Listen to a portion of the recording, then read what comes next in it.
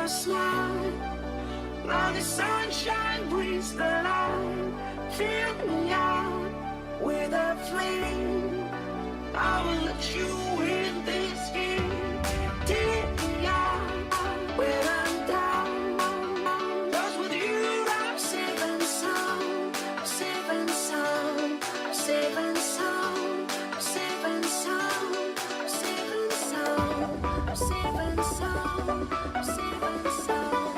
Safe and sound.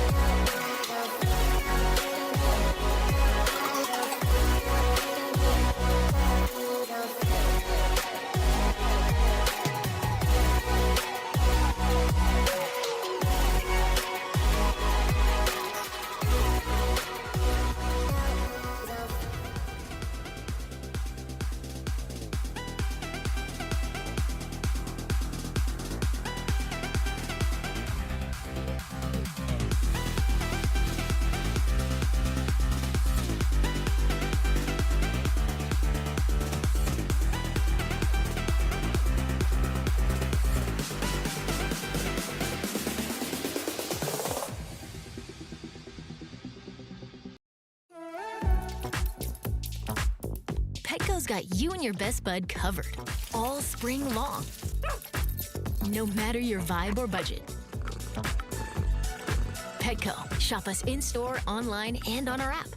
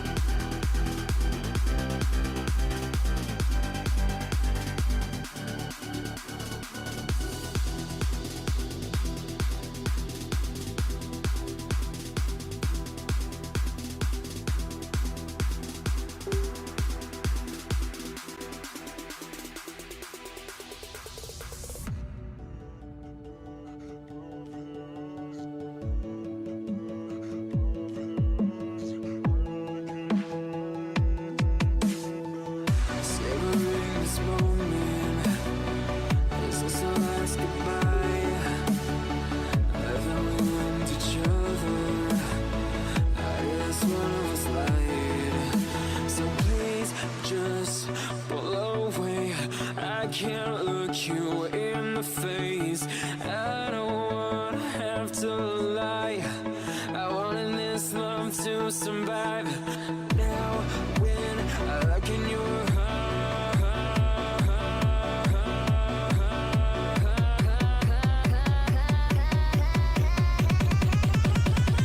I feel paralyzed.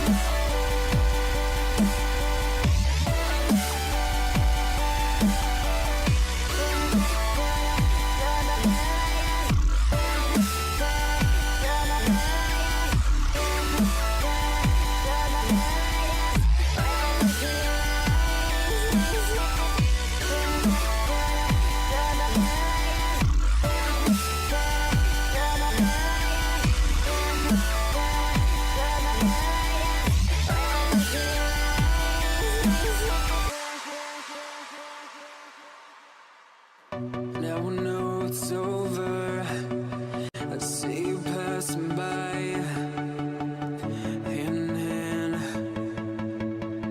with your perfect light. My body goes numb, feels like someone cut out my tongue. I didn't know my heart could die this young. Oh, now when I look in your eyes, I feel paralyzed.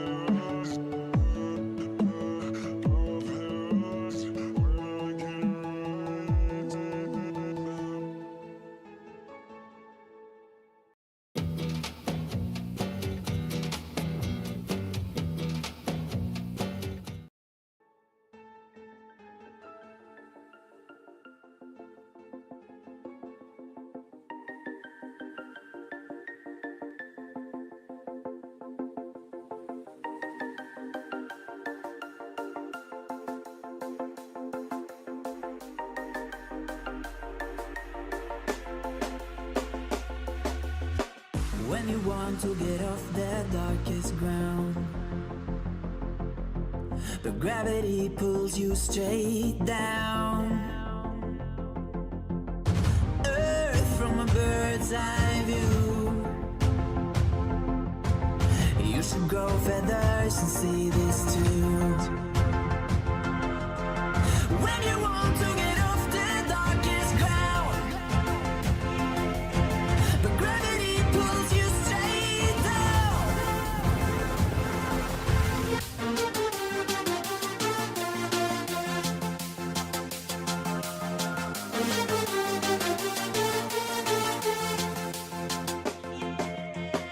When you want to get off the darkest ground,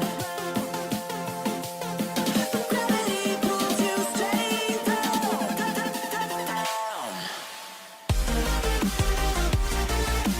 Clear sky.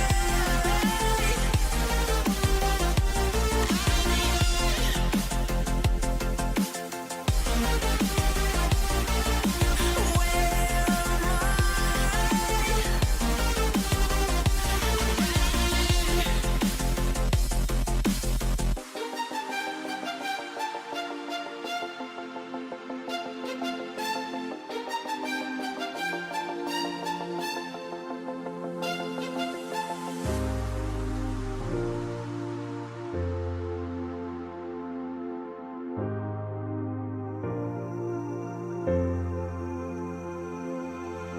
am When you want to get off the darkest ground,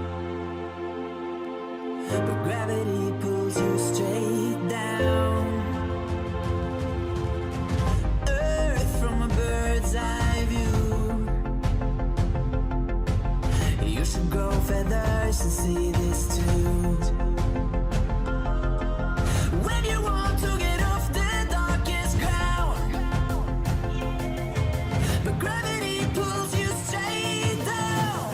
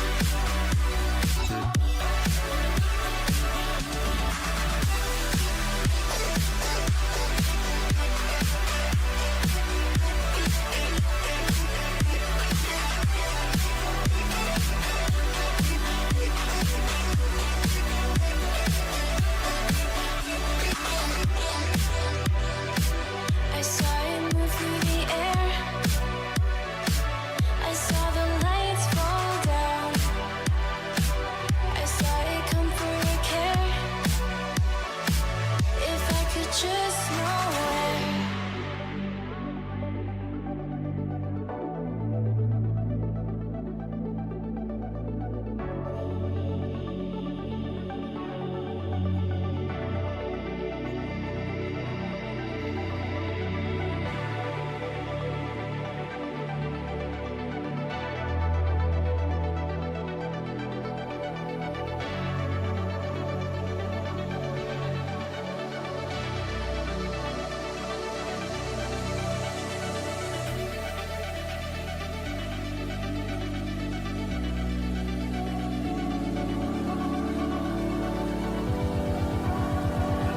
I heard the words in your eyes. Let go of what you say.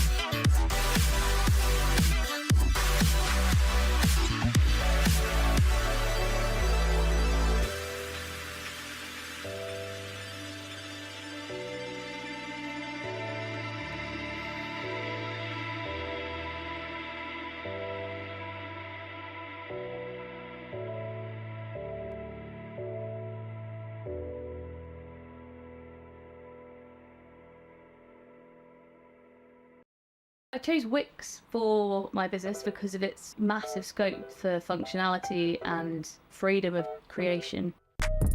Being able to integrate and change and develop at my own pace. I offer a range of products and services. To manage it all from one place is essential. It gave me time back in my day to get going on actual projects. It really just made everything feel more achievable.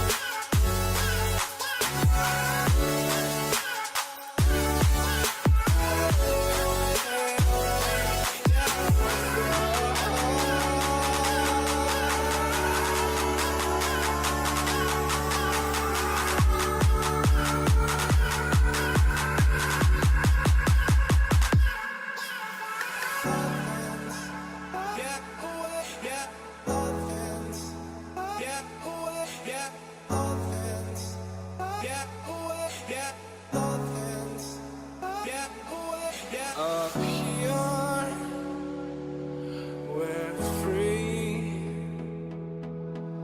bound only by frozen memories. Lost, it's hard, racing on these broken trees.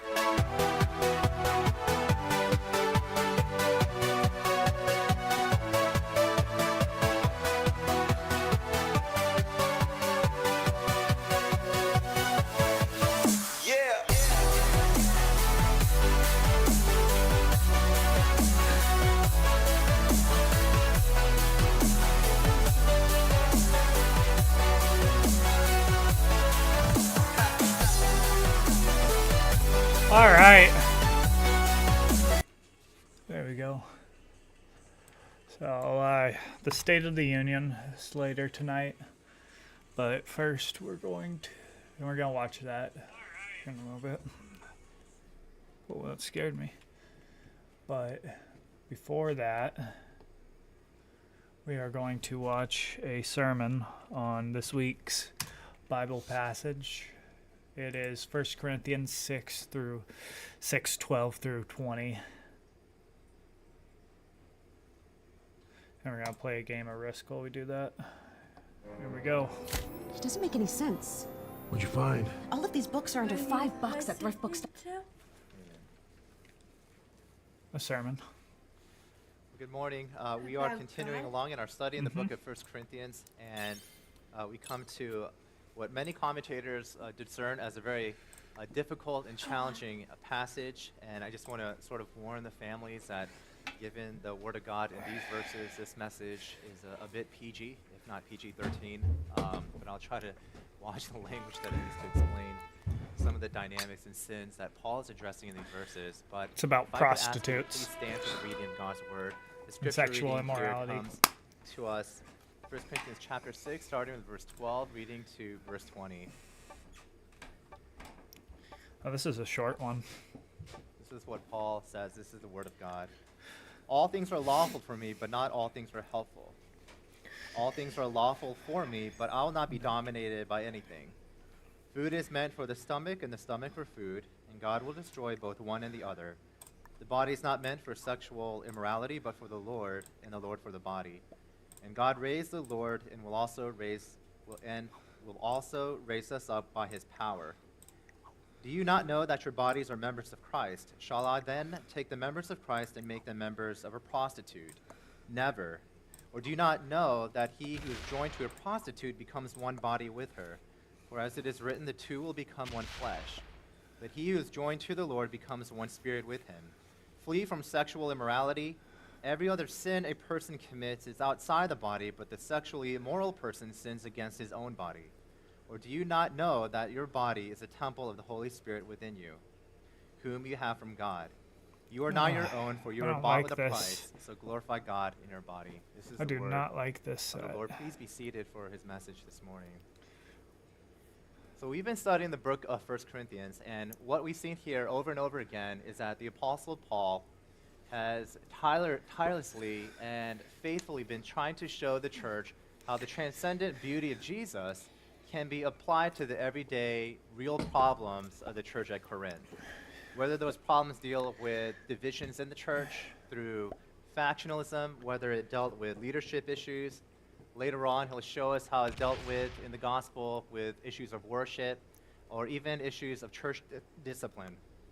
Our passage, friends, this morning, today, he does the same thing, and what Paul is trying to show us is how the gospel can address a very real problem in the church of Corinth, which in these verses we know he's talking about sexual immorality and prostitution. And prostitution back then in the Roman culture in the city of Corinth was actually extremely common.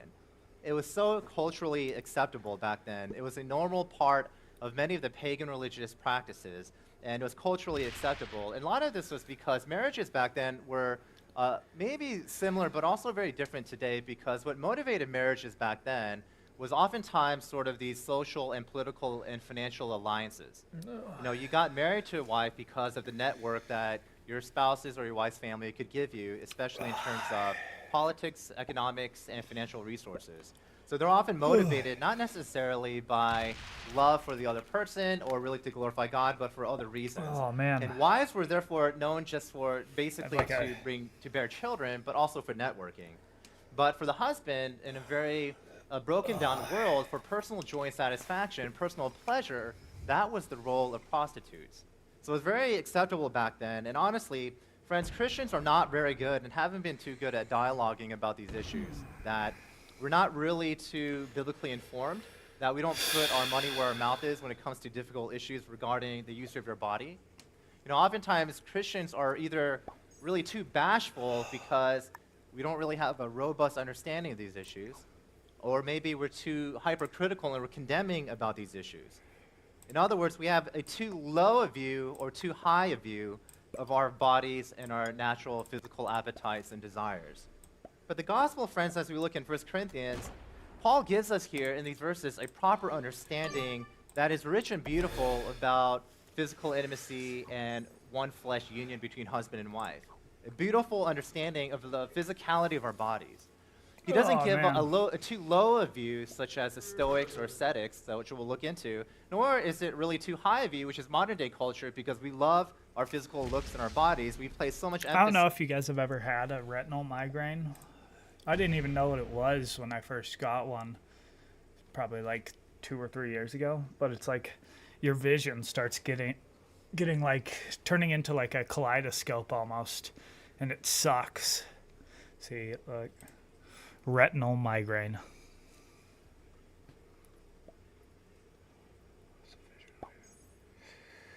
A headache within visual symptoms. I can't even read that right now. Oh.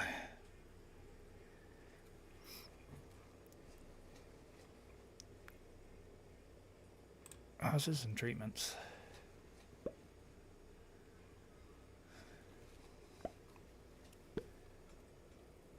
Yeah, see, flashes or temporary vision loss in one eye only. Yeah. I sometimes get it in both eyes, but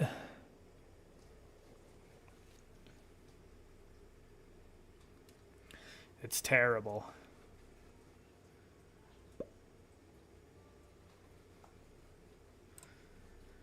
Says on how we look every I morning. thought and I every was going day. blind the first time that it happened to me.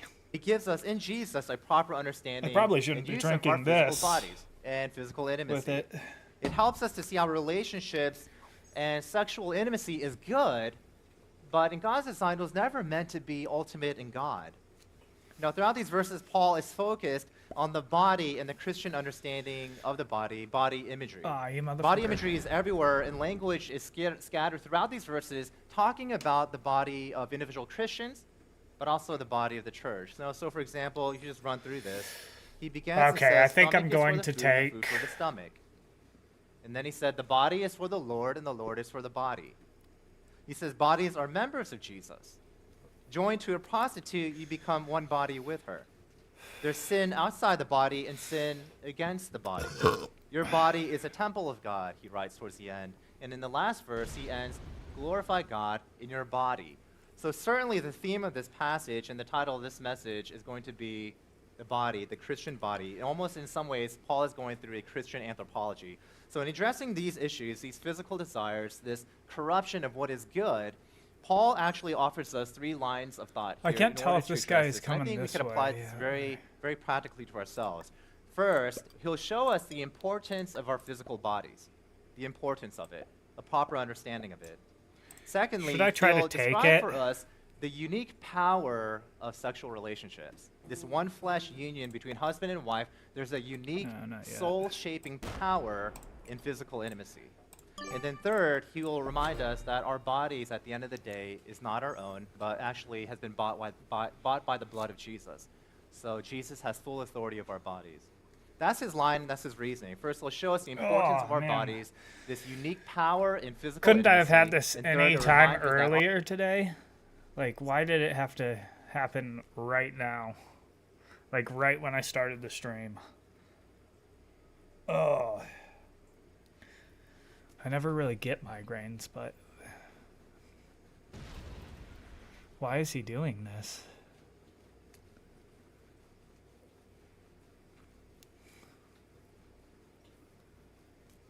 I think that green sucks.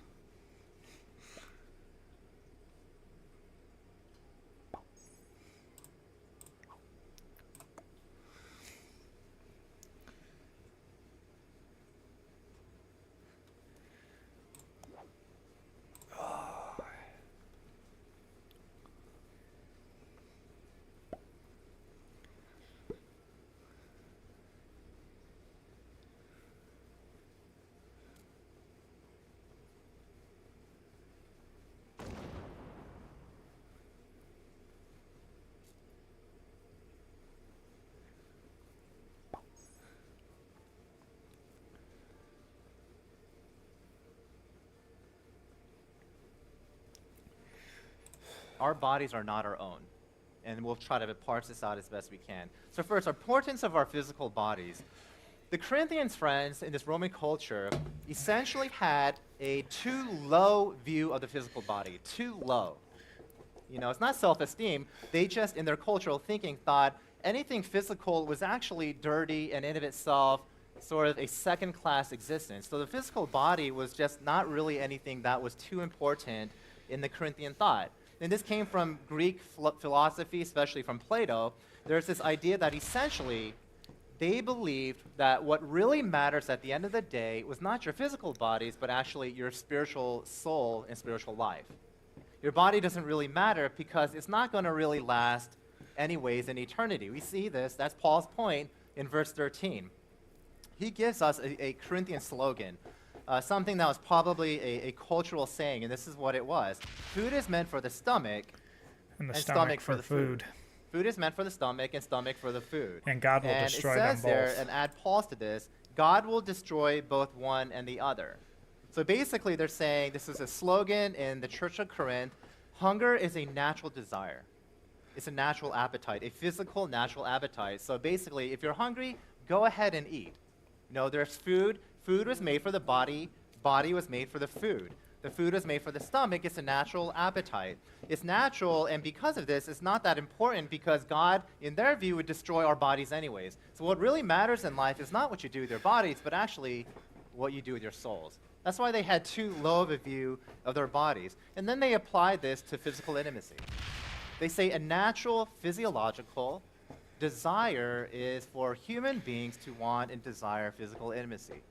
And he says, well, if it desires physical intimacy, then you might as well just go ahead and do it, because what does it matter? Do whatever you want with your body, because it doesn't matter when it's all said and done. God will destroy the physical world and your physical body. And so for those of us here, we have to recognize that we actually embrace this sort of view here I'm today gonna go in out, 21st century okay? Western America, that in some ways, we may not have a low view of the body, but we practice and apply what the Corinthians were doing in prostitution here today. Well, let me try to make my case. This is what I'm trying to say. Ugh. If you embrace this view to say that this body that you exist in is yours, I can do anything that I want with it, it's my body, if that's your I'll go thinking out. ultimately, then you can do anything that you want with it. Then you basically can have two applications. Give me of that one sort of more thinking. second. No, the first view of this is that you can be very progressive, hedonistic, licentious, sensual. Your approach to life is, all about personal joy and satisfaction. The body doesn't matter, so you can do anything that you want. So you can visit prostitutes because it doesn't matter. You can engage in physical intimacy outside of marriage because with your body, you have full authority and autonomy over it, so it doesn't matter what you do. It's fine and it's acceptable. Actually, it's even promoted. That's our culture here today. That's how we live in America, that many people think that the Christian view of marriage and physical intimacy is archaic, it's old-fashioned, it's reductionistic, it's regressive. That in order to be a modern person, you have to indulge in the passions of the now, engage in the physical desires because it's a natural physical appetite. So that's one sort of perspective that many apply today. The other aspect is that you could swing to the other pendulum, and rather than being sort of progressive, you could be very conservative, very sort of overly careful. You could be unrealistic, sort of condemning and sort of become like what they call in philosophy a stoic or an ascetic. You're like sort of a modern day Buddhism. This view basically says that the world out there in our bodies, is so evil, and the world out there in its creation is so bad and evil that you don't want to engage the world because it's going to taint you. And so you got to stay away from that. It's automatically, and in themselves, everything is essentially dirty. So this view basically says you have to do everything to stay away from the world. So you're an ascetic. You think that you can't engage into this world. You're in modern day Buddhism. Buddhism basically says you live away from the world because even physical desires are bad in themselves. So even physical emotions are evil in themselves. So in order to live a pure life, in this view, you basically have to move yourself outside the world and control your emotions, because if the world arouses your emotions, there's too much temptation and you'll fall into sin, into evil. So that's the other view. Either you're very progressive and you live life to the fullest, Or otherwise, actually, you're actually very condemning and say, I can't even engage the world. But certainly the Christian view in the gospel doesn't allow for that. No, Jesus in John 17 says, don't take them out of the world. They're not supposed to be of the world, but as their identities in Jesus, you engage the world. That your center of gravity is in another world in heaven, but you engage this world, which 1 Timothy says is good in of itself, but the brokenness of our sin has corrupted the world. Now, this is similar to Christians today, friends. Are you sick and tired of watching your cash burn away from rising utility costs? You know, many Christians may think like this in our country. Everything secular is inherently evil. You know, everything that's non-Christian is inherently bad. Music and movies, you know, culture, arts, everything is essentially bad. And a lot of Christians have this sort of posture and say, we don't want to talk about this, but we judge people who engage in certain activities. And don't get me wrong, there's certainly a lot of sin and temptation, so we have to be loving. There's a standard of holiness. But the world in of itself and many aspects of the arts and culture are something that the Bible embraces. That it's actually something that we are called to engage in rather than to be avoiding. The gospel tells us not to be taken out of the world, but not to be of the world, not to be isolationists, not to be separatists, but to lovingly and winsomely, wisely engage in the world. And so if that's what you hear this morning, if you're really to the point where a lot of this world you think, oh, okay, it's evil, is inherently broken, inherently sinful, a lot of that view actually may be an application of Corinthian-like thinking. But let's try to bring this out. The Corinthians thought along these lines, but they certainly had too low of a view. You know, they're thinking, what does it really matter? I can do what I want. I have full authority and autonomy over my body. You know, they think it's not that important, so I can do what I want in the physicality of my existence. That's the whole point of verse 12. That was a Corinthian thinking. Full autonomy, that I don't have any authority of my life. Verse 12 says, all things are lawful for me. That was the cry of the Corinthian culture. But Paul, he takes this slogan, and he really speaks into it. He says, all things are lawful for me, but not all things are beneficial.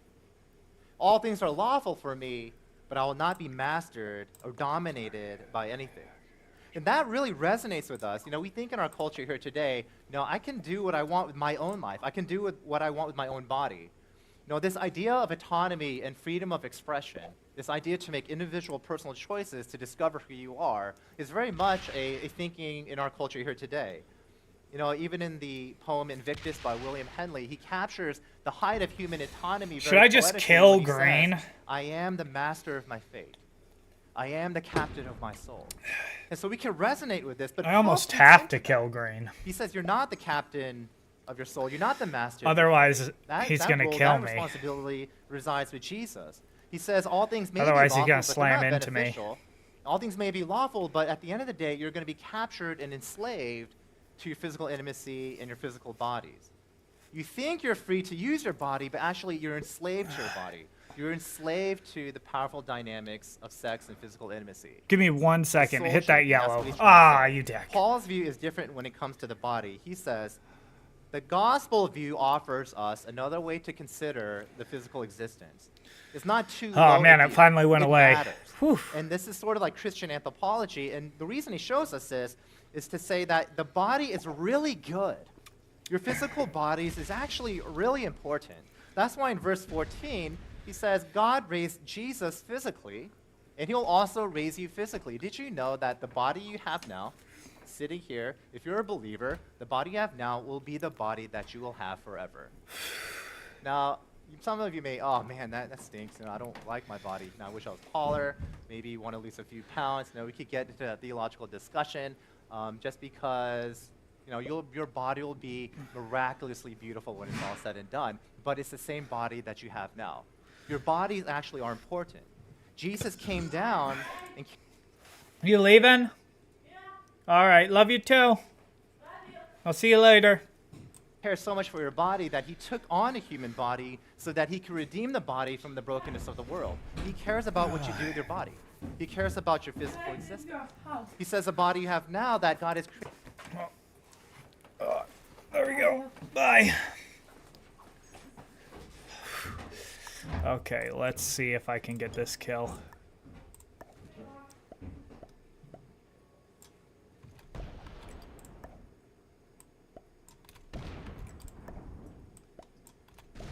Oh, shit!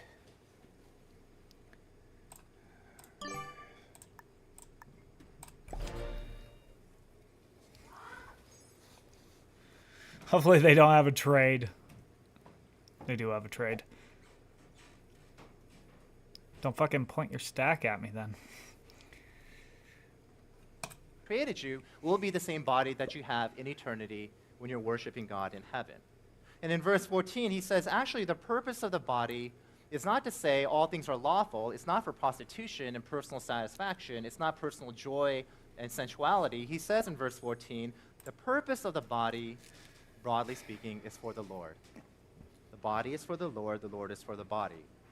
So that even though it is your body, the person who has ultimate authority to tell you how to use your body is Jesus.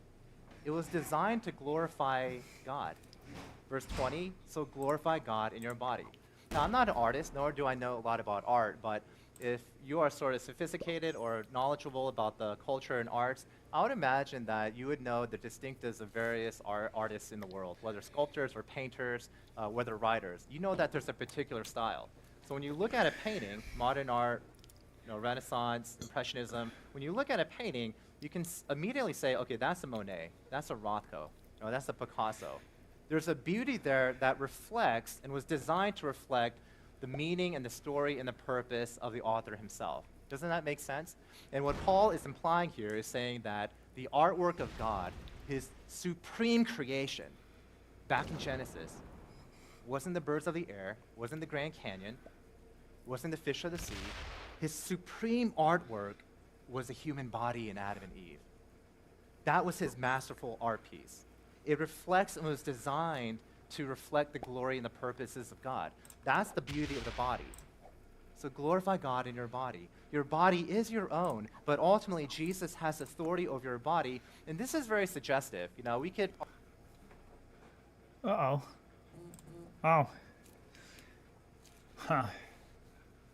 Well, that wasn't the whole thing. I'm working on this new case. A missing scientist. Frozen solid. It's going to start here in... Years ago. The Night Country. It takes us one by one.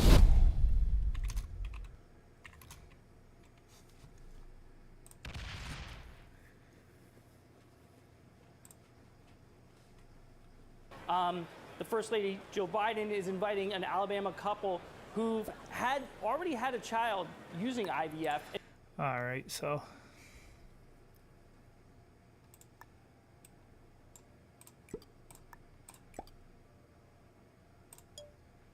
Should I just kill Grant? I don't want to.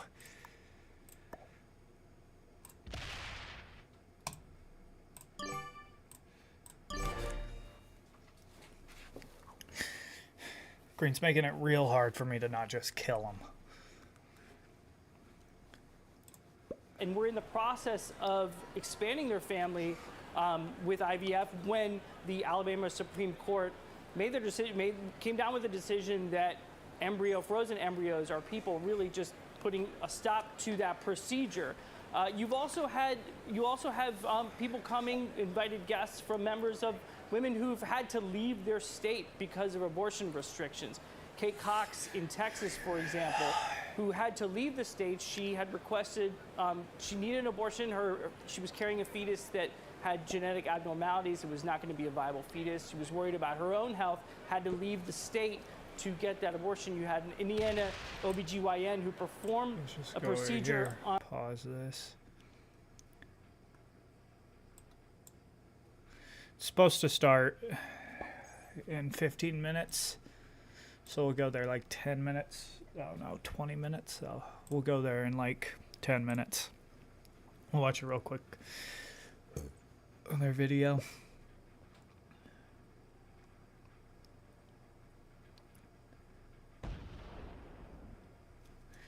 I'm so glad that retinal migraine went away. I've been feeling weird all day too, and then that happened, and now I feel a lot better. Beloved, welcome back to the shop. I've got some bad news. This is something I've been putting off since last fall. This is a 2022 KTM 350. This is my son Jack's bike with 120 hours on it and a blown engine. We did a 24-hour enduro race. Well, let me show you what happened. This is a magnesium clutch cover. This is an oil sight glass, which you can Fuck see it, there's we're no just oil gonna in kill there. Green. And this is a broken bottom. We're gonna trade He and kill Green. crashed in the night time, during the race. You didn't see what happened. All the oil drained out, and then he ran. Cherish freedom. We're fighters. OBS.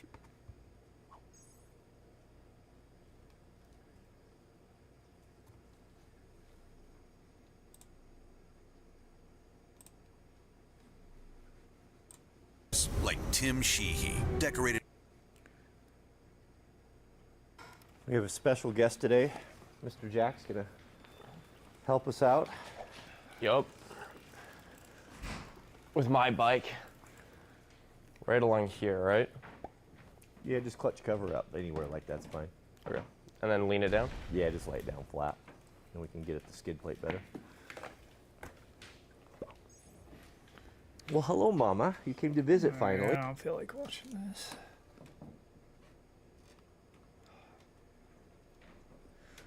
All right, let's just watch the State of the Union. I'll exit off of this too. Do not, those of us who cover Capitol Hill,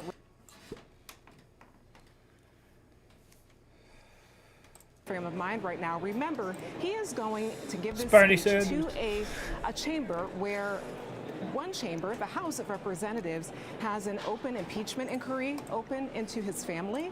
They've had hearings on that recently. Hunter Biden, his son, was just here in a closed-door deposition. They have also, House Republicans have also tried to impeach the current secretary, Mayorkas.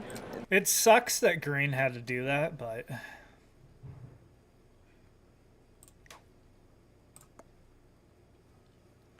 that's something that he is probably very aware of.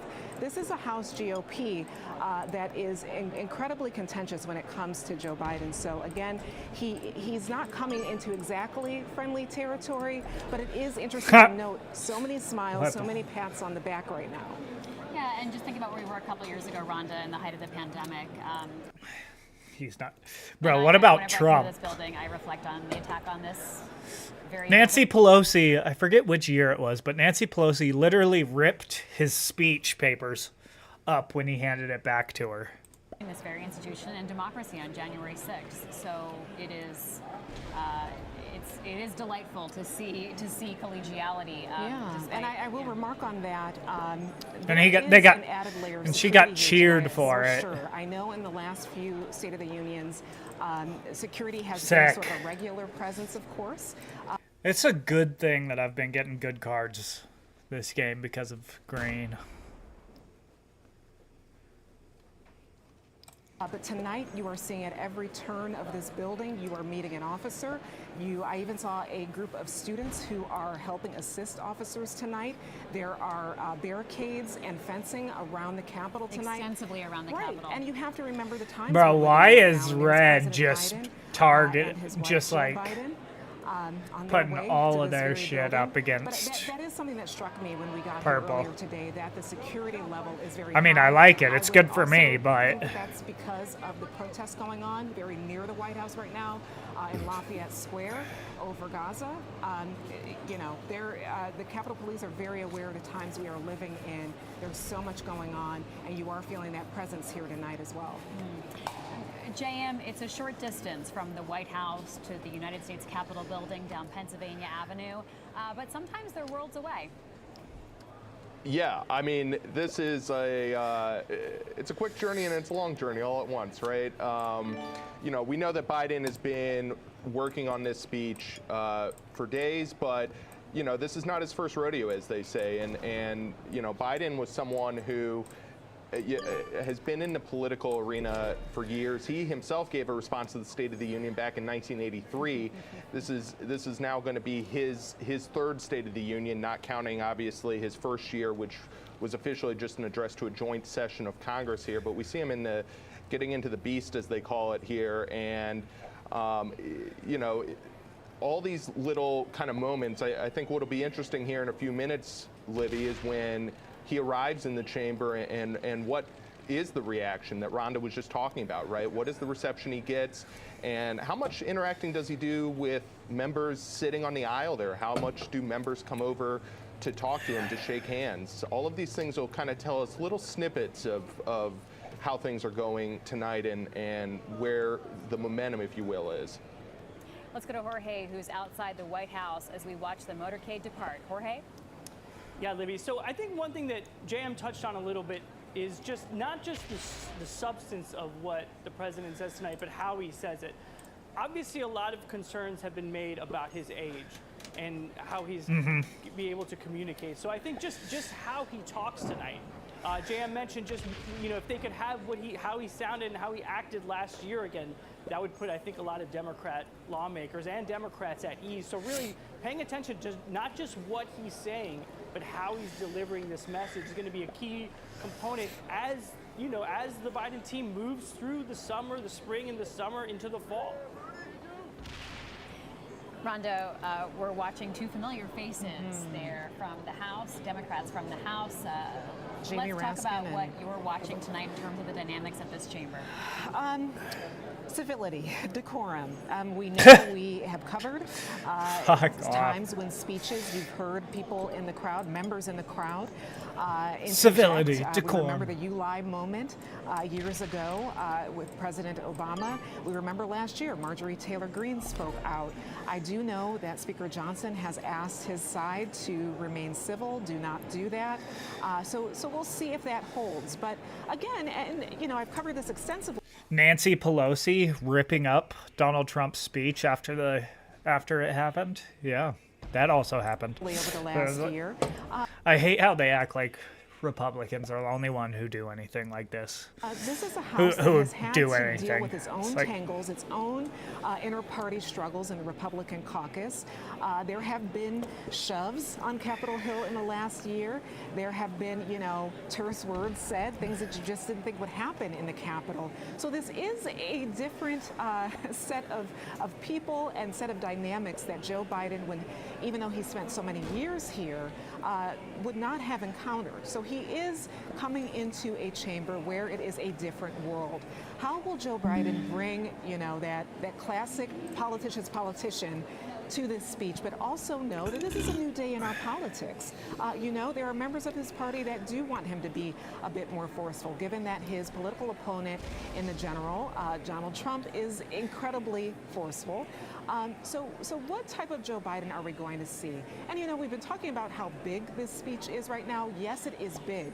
But do remember, we are months away from the general election, and one speech probably cannot accomplish everything for the Biden campaign in terms of being reelected. So, you know, I'm interested in looking at how long this speech is, too. We've talked about how last year was his longest. Is this going to be shorter and more to the point?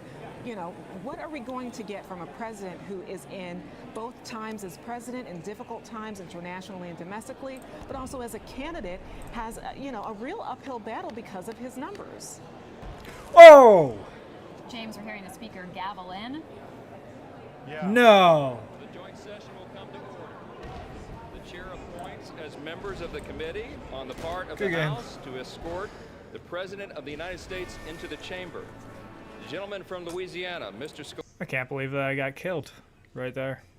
That sucks. Police. The gentleman from Minnesota, Mr. Emmer. Master. The gentlewoman from New York, Ms. Stefanik. The gentleman from North Carolina, Mr. Hudson. So James, the gentleman as we from Alabama, hear this Mr. Palmer. Off by the Speaker of the House, let's talk about why the Speaker has asked his caucus to stay polite and civil. There's a political agenda here at play. Yeah, they don't want, they want it to be civil. They don't want the story to be Joe Biden using the do-nothing Republican Congress as a foil. We'll see. You know, it's like herding cats. It's really hard. You saw Marjorie Taylor Greene wearing a T-shirt on the floor a minute ago. Lauren Boebert told reporters as she walked into the chamber that she doesn't know whether she's going to have an outburst tonight because she's spontaneous. Like, bro, why is she just standing there like that? She's scaring me. that, like she's in like her words.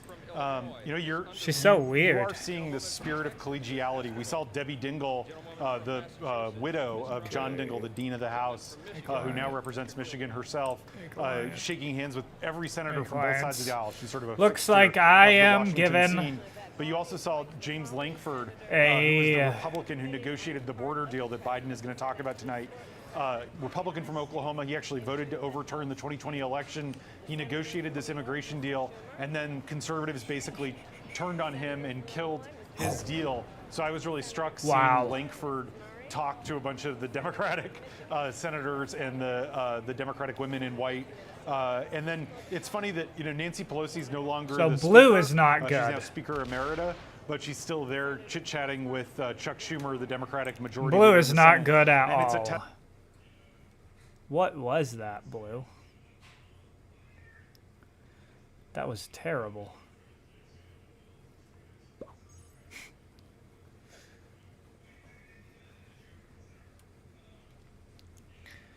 Wow. Testament to how much, she's obviously sat where Mike Johnson is sitting in many previous years, but she is still a major player in the House, even though she's no longer in leadership.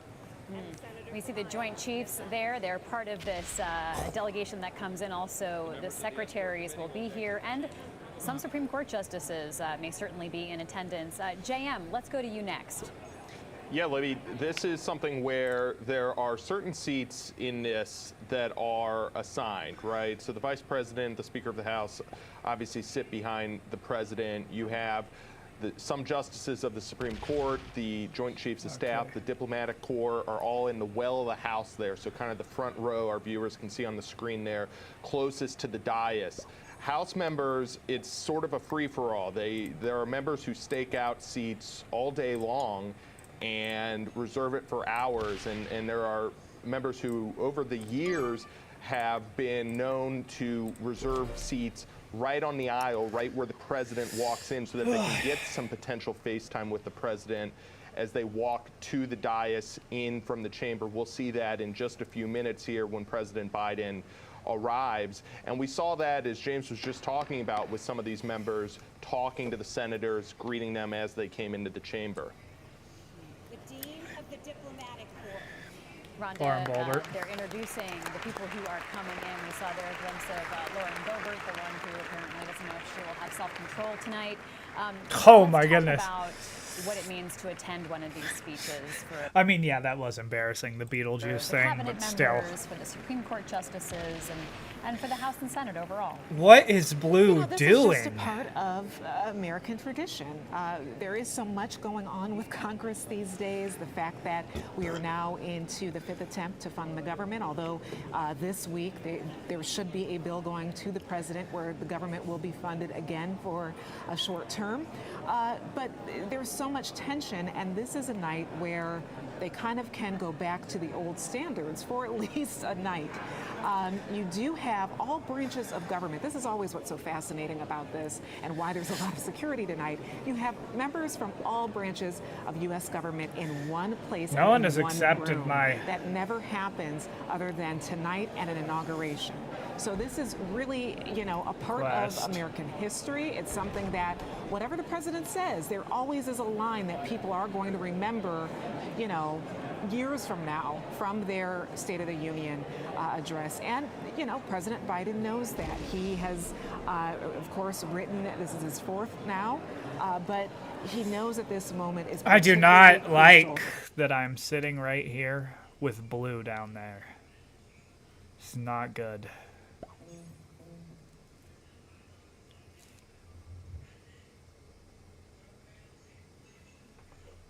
Not only for the campaign, but for the times Americans are in. He's also, we haven't talked about this tonight, but he is going to touch on the economy. A lot of voters are saying, I can't afford bread, I can't afford milk, everything's going up, there's shrinkflation.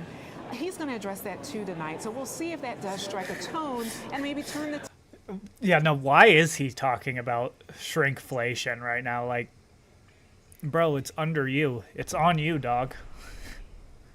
Whoa. What is... Dude, this game is not good. I do not like what's going on here.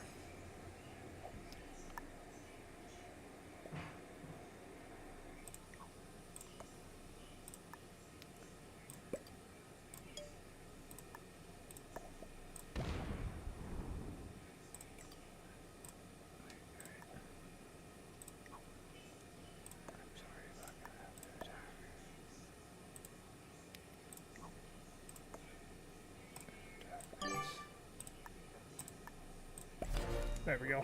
Tide of how Americans are feeling and their perception of the economy.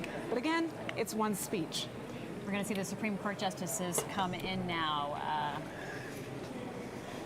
There's John Roberts, Chief Justice John Roberts. He has attended these speeches traditionally. It's been a mixed bag as far as who comes besides him. I do see Sonia Sotomayor, who has not been in attendance in recent years. Elena Kagan there. Of course, we see Justice Gorsuch.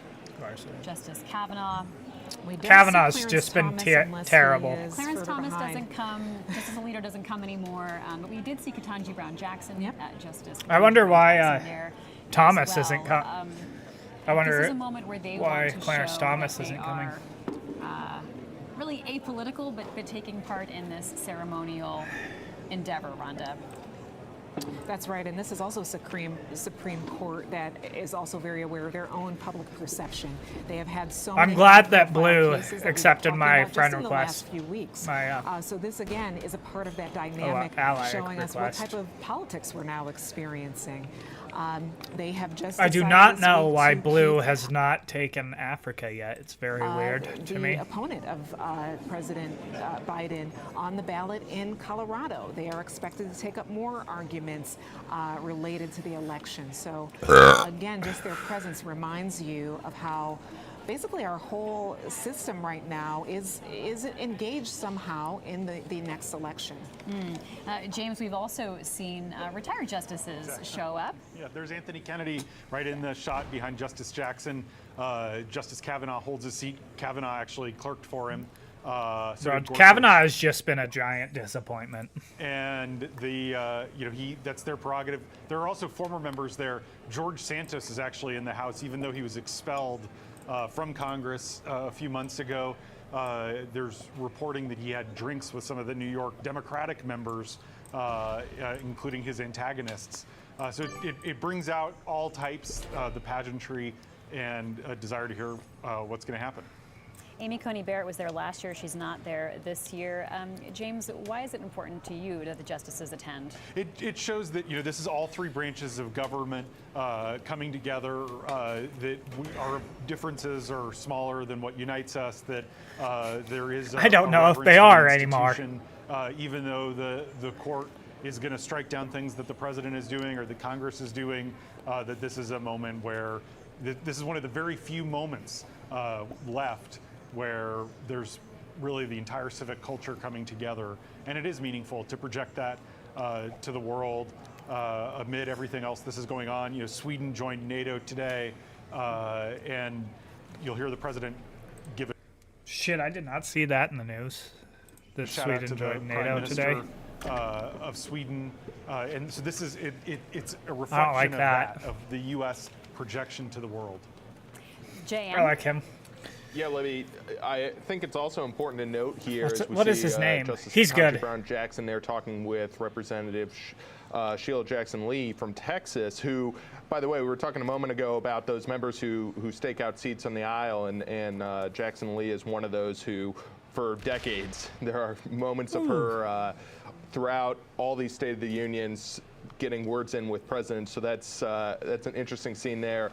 But I think it's important to note here, Libby, as well, that one of the reasons we're getting all of these shots is because the rules for cameras in the chamber are different when there's a joint session of Congress like this. Normally, the House of Representatives controls the feed, and that's sort of the static thing that our viewers might be used to seeing on a C-SPAN, for example. But when there's a joint session of Congress, we get all these different camera views in, and it's really just a great sense of who's talking talking to whom, especially for House watchers, because you can kind of tell sometimes when, especially during votes, is he gonna when break deals him are with being this one? made, when certain members are being pressured to maybe change their vote or vote a certain way.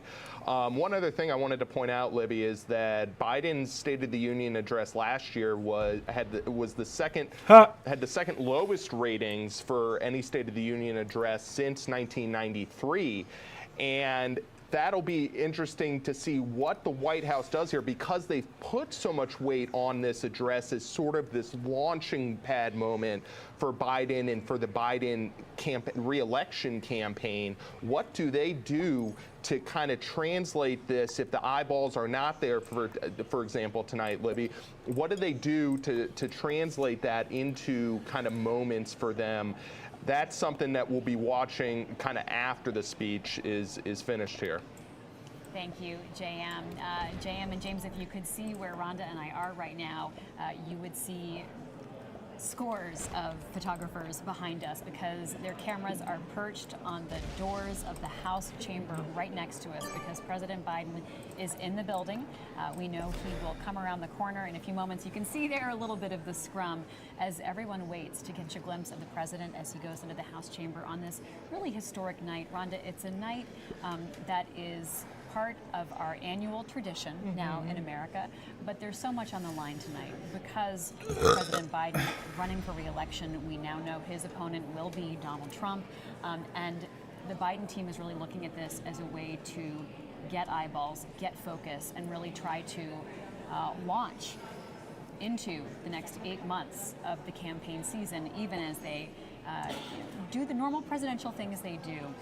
It's hard to describe just how packed it is in there. I mean, you can get a sense of it, but all the seats in the galleries, all those upper areas are full of guests, and it's very tight quarters. Tell us more, Rhonda, about the guests who will be in attendance tonight. Well, in the First Lady's box, you actually see sort of that sense of urgency that the White House has in making sure tonight is about setting his agenda moving forward, focusing on what they believe is important. I wonder if purple's going to break me. Prime Minister, actually, of Switzerland. Sweden, I'm sorry. Who is there, who joined NATO, yes. Earlier today, he's there. You also have people who are affected by the Maui fire. That might be something a lot of Americans forgot about.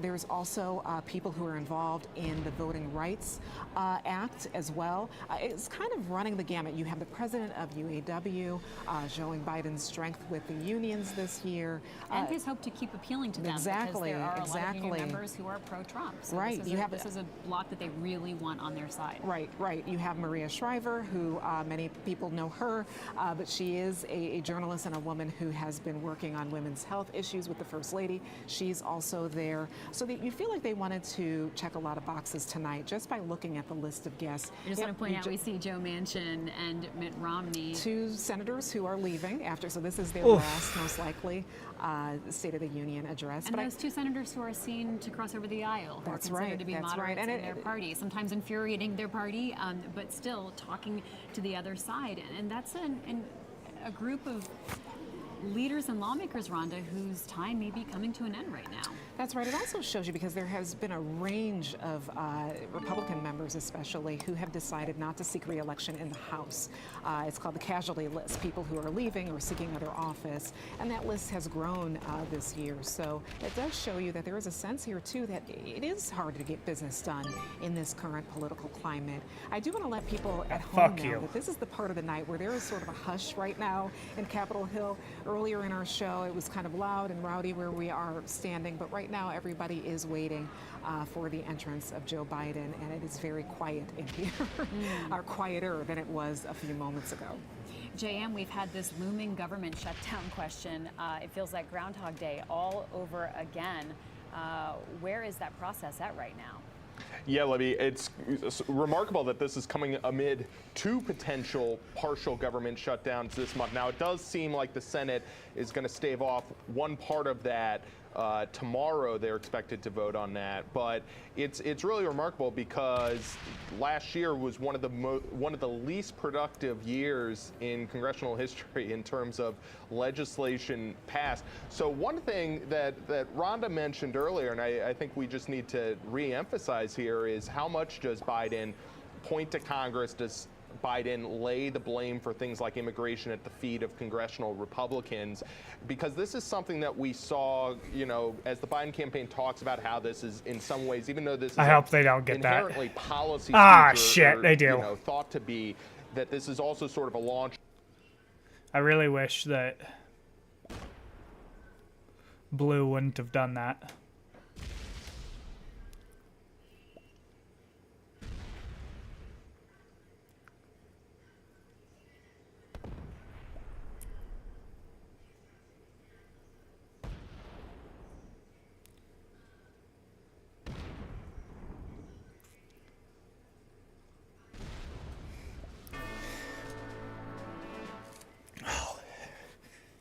I might be able to get a purple kill here.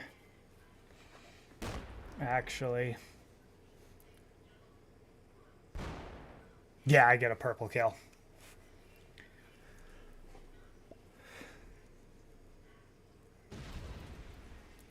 Yep, I win. I think I get a purple kill. Hopefully.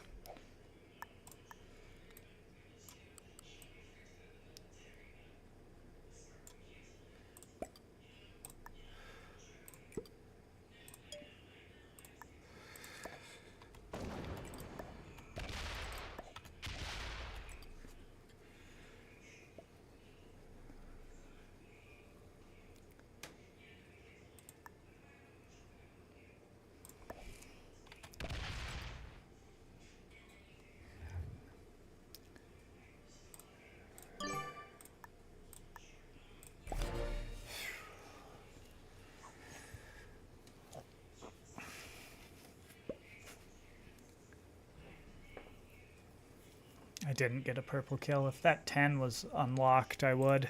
Launching pad for the 2024 campaign, a reset for the Biden campaign, and talking about a do-nothing Congress, if you will, was a successful campaign strategy for Harry Truman about 70-plus years ago in his re-election, and there have been some parallels drawn to the dynamics that Truman faced that year and what Biden is facing this year. So it'll be interesting in this speech tonight, Libby, how much Biden talks specifically about congressional inaction on these things and brings up the fact that we are still talking about funding for the previous fiscal year, and we're only about 6 months away from the funding deadline for the current fiscal year. Thanks so much, JM. James, let's talk about what people are wearing, how they are choosing to make their opinions and priorities known through both their dress, through their buttons and pins, and through their guests, James. Yeah, so the white ribbons, we talked about the white that the Democratic women are wearing. That's for reproductive freedom and abortion rights, IVF. The white ribbons that the Republican members are wearing are in honor of Laken Riley. She is the young woman from Georgia who just got killed, murdered allegedly by someone in this country illegally, and Donald Trump has by an illegal immigrant made that a major issue. And you also see members of both parties wearing, you see Jerry Connolly there wearing a sticker that says 153 on it. He represents Northern Virginia. 153 is the number of days since the hostages were taken by Hamas on October 7th. And you can see Doug Emhoff, the second gentleman, entering the chamber there a few minutes behind schedule. I think that there might have been some holdup with people getting over because of protests that were blocking Pennsylvania Avenue and Constitution Avenue. But they're in the building now. That's the second gentleman waving at his wife. She's laughing. People do use this. Troy Nehls, a Republican congressman from Texas, he's wearing a T-shirt with Donald Trump's mugshot on it, and it says "Never Surrender." And it's kind of this is the kind of thing that 25 years ago wouldn't have happened. It is the chamber has become a lot more colorful in that way. In some ways, did they show a picture of him? Than the like a video of him? The the Capitol. And Nels is also interesting because Nels was someone a couple years ago who pulled Biden aside as he was walking out. I really hope that Purple doesn't have a trade, and then I just go boom, boom, boom, boom, boom. Kill Purple. Kill Blue. Win. 'Cause I have a trade. A 10 trade. Out of the chamber talking about how he wanted to work with Joe Biden, and now he's become one of the most outspoken critics of the president. So this just tells you how some of these dynamics. What's funny is that, you know, there are odd couples. Joe Wilson, who famously yelled, "You lie" at Obama, he's now working with the Biden administration closely to try to get money for Ukraine, which is one of his big priorities. So it's funny how the tables can turn as you see the First Lady Jill Biden come in and the room kind of politely applauds. Do they try to get a blue the kill? First Lady's guests are very significant. You can see some of them flanking her right now. And the White House has chosen people who represent a range of issues, from IVF and fertility, a real issue right now, given the ruling in Alabama. A plumber in Milwaukee who's been able to replace lead pipes and expand his business, looking at the priorities there. President's cabinet is coming in. Also looking at some of the other spending priorities that the administration has succeeded with. A Native American tribal leader who's worked with the administration to modernize infrastructure on tribal lands. So they're really trying to reflect both what they view as their accomplishments in passing legislation, but also priorities. As we see the cabinet come in, we'll be watching to see who might be left behind. James, talk to us. We're still waiting to know officially who the so-called designated survivor is, but what's striking is no Merrick Garland. That might be by choice. You know, Merrick Garland appointed a special counsel who's prosecuting not just the former president, but also the current president's son. A lot of frustration at the White House with Merrick Garland. So as you look at the cabinet, they're coming in order based on when their cabinet agency was created. So Tony Blinken, the Secretary of State, was the first to come in because the State Department's the oldest department. Janet Yellen, the Secretary of Treasury, followed by Lloyd Austin, the Secretary of Defense, who was I didn't see Merrick Garland. But no Merrick Garland. Yep, we did see Deb Haaland, Rhonda. Let's go to you, Rhonda, for more on what you're seeing. Yeah, it's a cabinet, but this is so interesting to me because a few of them have been here on Capitol Hill having to testify, and that's usual, right? But there has been a sense that House Republicans did want to target the cabinet. Just last week, Lloyd Austin was here in a hearing because he did not let the president know or Congress know when he was in the... What? I gave you second. Why would you thumbs down me?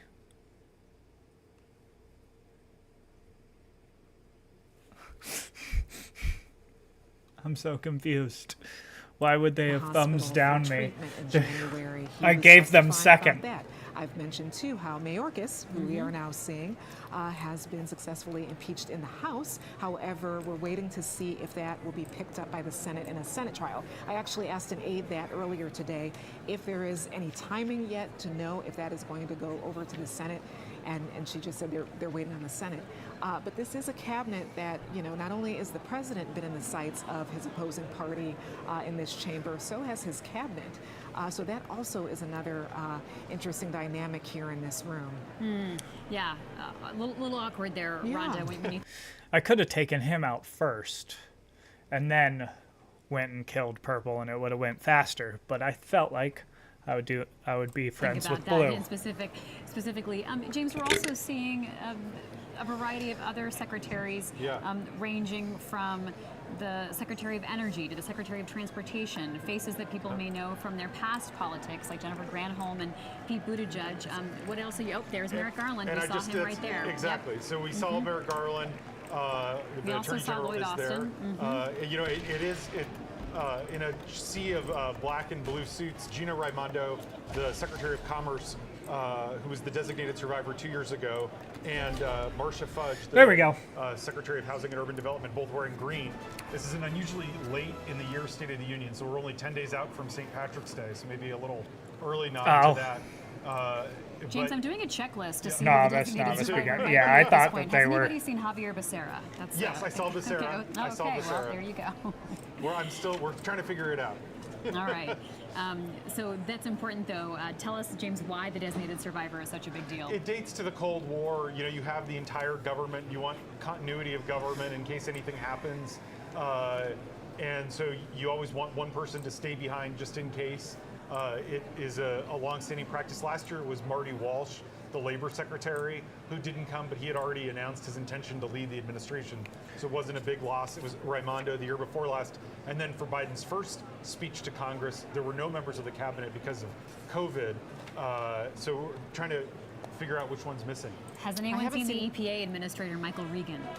I have not. I haven't seen Marcia Fudge either. I saw her. I saw Marcia Fudge, and we see Julie Su, the acting labor secretary. It's a three-person game, one bot. Hopefully someone doesn't bot out. That would suck. Then it would be a two-person game, and then the First Lady is there. We are waiting for the President of the United that States really depends on the bots and seating. We're gathered behind Rhonda, and we are still waiting eagerly to try to catch that image. The President of the United States entering. You can see right there. We are based in Statuary Hall with our crew, and we got to see earlier the senators process through Statuary Hall, led by the Vice President Kamala Harris. JM, it is such a classic image that we always see. The Vice President, the Speaker of the House, flanking the President of the United States. What will you be watching for in terms of body language from them tonight? Yeah, Libby, as our colleague Paul Kane pointed out earlier in the broadcast, Kevin McCarthy was in some ways overly stoic last year flanking President Biden. Some of our viewers might remember a few years before that, Boehner's kind of, at times odd or Boehner-like facial expressions behind the president. There have been times when, last year, then Speaker McCarthy kind of had to hush some of his members or tell them to tone it down when they were kind of interrupting the president. That's, how much those interruptions or sort of exchanges come into play. Our viewers might remember Biden sort of on his feet last year created that moment when some members on the Republican side interrupted him, and at one point he just said, "I like conversation." And that in and of itself became one of the key moments of the night, if you will, not any specific policy proposal, but that sort of exchange, his ability to sort of work on his feet there. One thing I'll quickly mention on the cabinet secretaries, we saw Julie Su come in dressed all in blue. She's been acting for the last year because of a holdup in the Senate. Mr. Speaker, the President of the United States.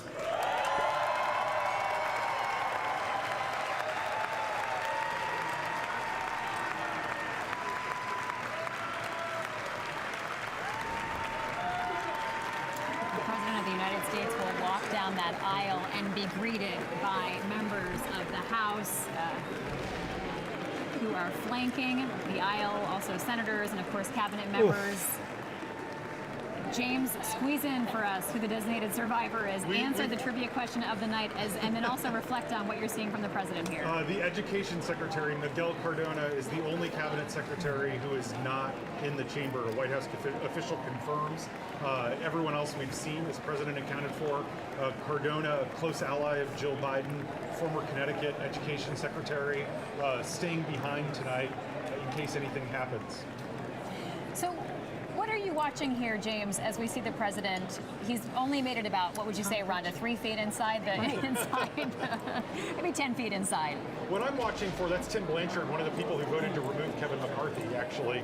I'm watching to see whether Joe Biden makes a case for himself or if he makes a case for his worldview. He is obviously, he's probably not going to mention Donald Trump by name. He'll allude to him, he'll refer to him.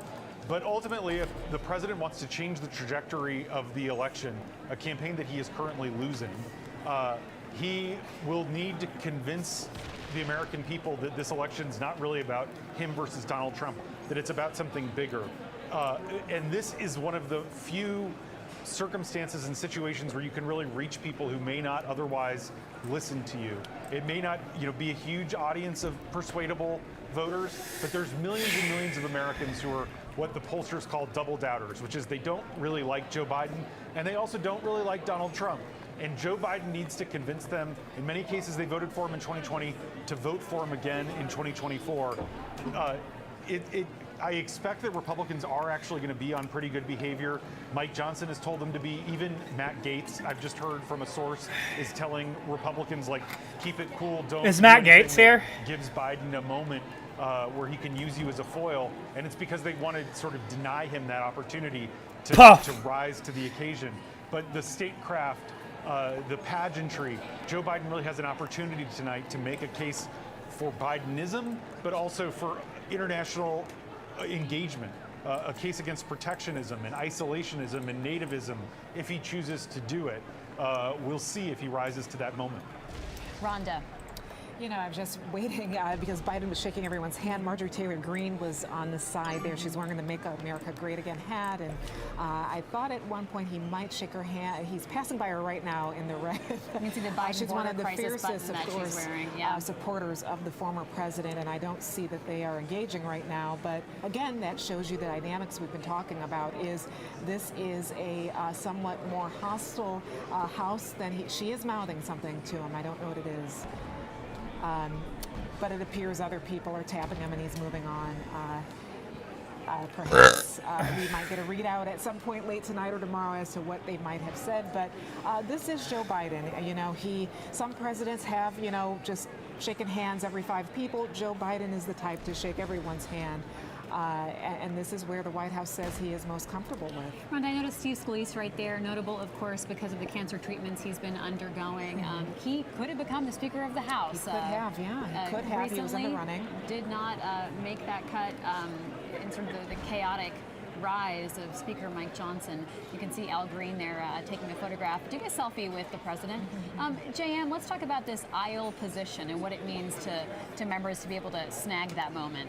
Yeah, these members have staked out these seats for hours. We just saw Terry Sewell, Democrat from Alabama, taking a selfie with the president. We see Senator Martin Heinrich from New Mexico there. Earlier, we saw Democrat Sanford Bishop, who's the the dean of the Georgia House delegation after the passing of former Congressman John Lewis. And now we see this exchange with Senator Joe Manchin, who has at times been sort of best of frenemies, if you will, with the president, right? And Kirsten Gillibrand there from New York, and flanked there by one of Biden's closest allies, Chris Coons, Democratic senator from Delaware. Yeah. What? Oh. Where a lot of selfies coming down the aisle, Libby. I feel like we see this a lot on the exit, but this is a lot coming into the chamber. This is a very long procession into the chamber here for the president. Yeah, they do know he has a speech to give, right? Because they can actually just tune into the Washington Post and they can see themselves on air right now. You know, I'm going to talk to Rhonda in a moment about Senator Chris Coons, who she talked to earlier. But James, I want you to reflect on the way that Joe Biden handled Joe Manchin, because there was a lot of fury about Joe Manchin getting in the way of legislation progressing earlier in the Biden administration. But instead of punching him and really scolding him publicly, Joe Biden took a different tactic. What do you know about the president and how he operates that way? Well, it's interesting because there is tension within the administration. And indeed, when Biden first came in, Kamala Harris gave TV interviews to West Virginia stations. She even wrote an op-ed. Thank you, baby. In a West Virginia newspaper that said Manchin needs to vote for the American Rescue Plan. Joe Manchin is still incensed about that. He still complains about it to people as recently as last week. You know, and so, but Biden himself has sort of a rapport and a relationship that's a lot better with Manchin than, say, the chief of staff for others. And, you know, Democrats were angry at Manchin. The crowd is chanting 4 more years there, but Democrats are angry at Manchin. Fringe. But now Republicans are certain to pick up his Senate seat as he doesn't run for re-election. And, you know, they have 51 seats right now. So that takes them down to 50-50 just as the baseline. So they'll certainly miss Manchin when he's gone. We can see the Supreme Court, who holds so much power, Rhonda, as they decide the fate of Donald Trump's electability, his qualifications for sitting in court, and that could ultimately decide whether or not he wins the presidency. We did see the president speaking with Ketanji Brown Jackson, first black woman to sit on the Supreme Court, his nominee. And that was a part of his promise to black Absolutely. voters, that he would place the first black woman on the Supreme Court, something he did follow through with. I just want to point out that we're all looking to see if Joe Biden is going to have any energy in this speech. If he doesn't bring the energy, I believe the House Democrats and Senate Democrats, but mainly the House Democrats, will give him some of that energy. They, throughout this entire time in the 118th Congress, have been in lockstep with each other, which has been the split screen when we've seen the tensions boil over on the House Republican side, and they do want to show a unified front. I've mentioned before that almost all of the guests that a lot of the Democrats are bringing are related to the reproductive rights issue. They really want to underscore that as something that they believe they need the chance to govern. In those down ballot races in November, they need their chance to govern and restore some of those rights again. And he will likely focus on that as well in his speech. What did Senator Coons, a top ally of President Biden, tell you earlier today? He's, I asked him, why isn't Biden's message resonating with a lot of Americans? Biden has had some legislative achievements early on. Of course, there were some tangles. We all remember Build Back Better and some of the things he wanted to get passed through early, but there were some achievements that the White House says just haven't been felt by the American people. Chris Coons said he's just got to be he's got to be out there bragging about it, because he is also up against an opponent who has no problem speaking about himself. So that is what Democrats want to see more of the president do. Talk about the achievements, but they also know he's got to handle the border. He's got to handle reproductive rights and talk about those kitchen table issues as well. I think I played that well. See what the Washington Post will have live coverage after the president speaks at this State of the Union. We'll be checking in with one of our colleagues who's actually in that chamber tonight, watching and witnessing it.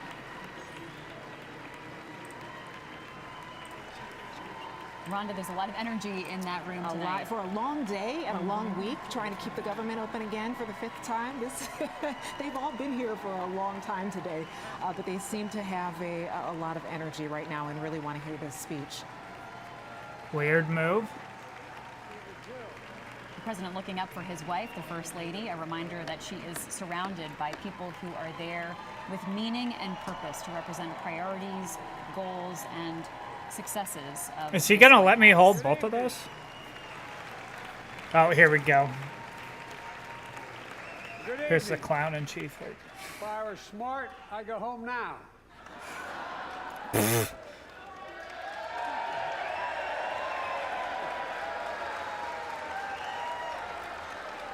Mr. Speaker, Madam Vice President, members of Congress, my fellow Americans.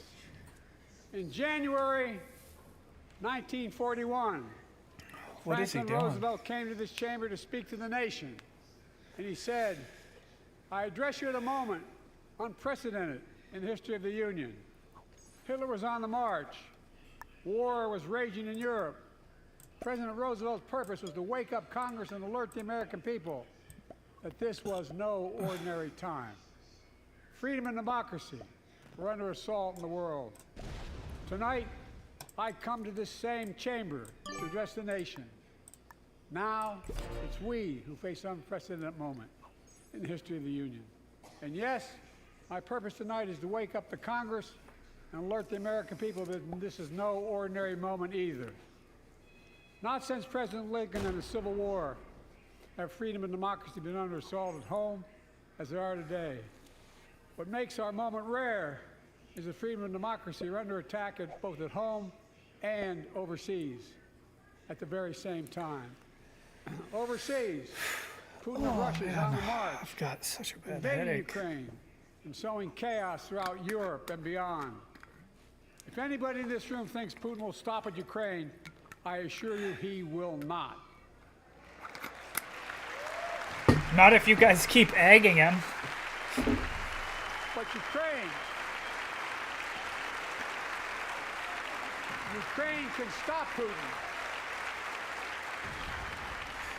Is he gonna let me have? Is he gonna let me have that again?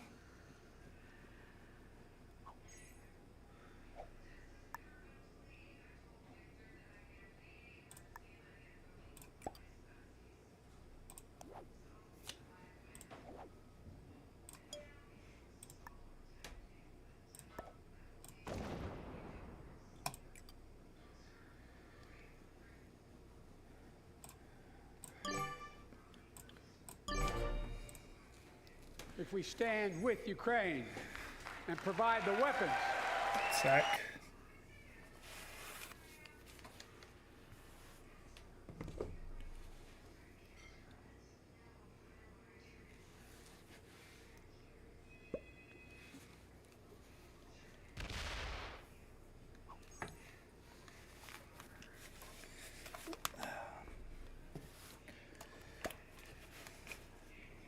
Oh,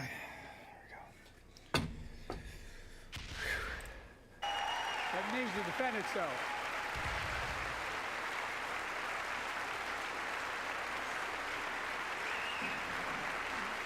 That is all. That is all Ukraine is asking.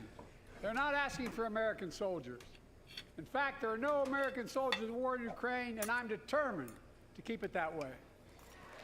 But now, assistance to Ukraine is being blocked by those who want to walk away from our world leadership. It wasn't long ago when a Republican president named Ronald Reagan thundered, "Mr. Gorbachev, tear down this wall." Now,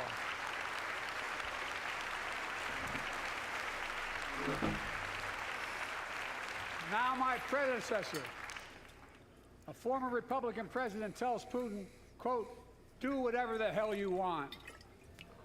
What? That's a quote. A former president actually said that, bowing down to a Russian leader. I think it's outrageous.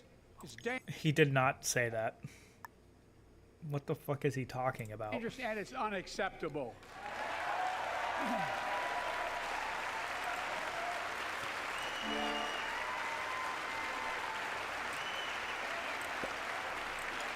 America is a founding member of NATO, the military alliance of democratic nations, created after World War II to prevent war and keep the peace. And today, we've made NATO stronger than ever. We welcomed Finland to the alliance last year. And just this morning, Sweden officially joined, and their minister is here tonight. So let's stand up. No, we do not like that. Welcome. Welcome, welcome, welcome.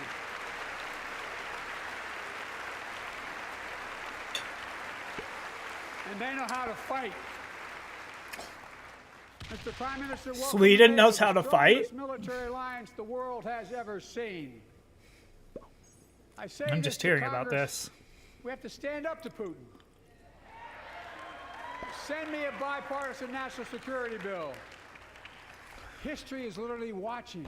History is watching. If the United States walks away, it will put Ukraine at risk. Europe is at risk. The free world will be at risk, emboldening others to do what they wish to do us harm. My message to President Putin, who I've known for a long time, is simple. We will not walk away.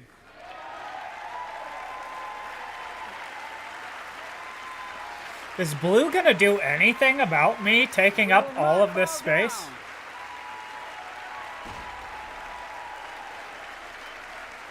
I will not bow down.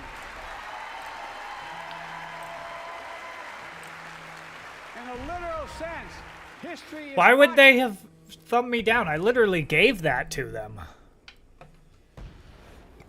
Did he want North America?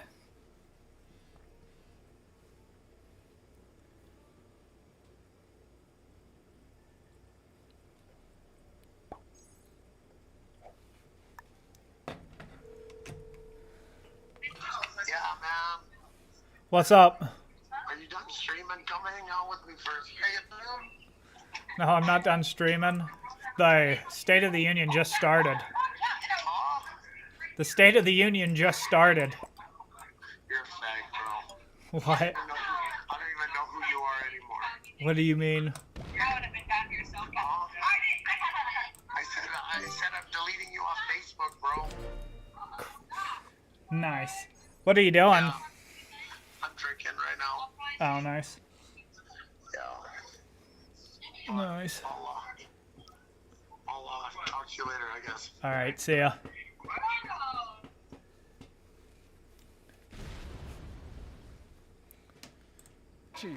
History is watching. Just like history watched 3 years ago on January 6th, when insurrectionists stormed this very Capitol and placed a dagger to the throat of American democracy. Many of you are here on that darkest of days.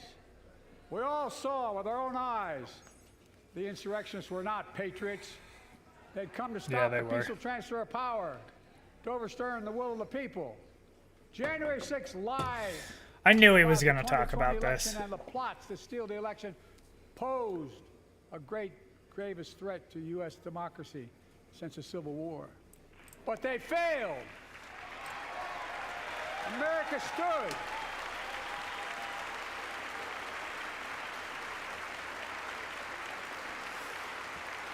America stood strong, and democracy prevailed. We must be honest. The threat to democracy must be defended. My predecessor and some of you here seek to bury the truth about January 6th. I will not do that. This is the moment to speak the truth and to bury the lies. Here's the simple truth. You can't love your country only when you win.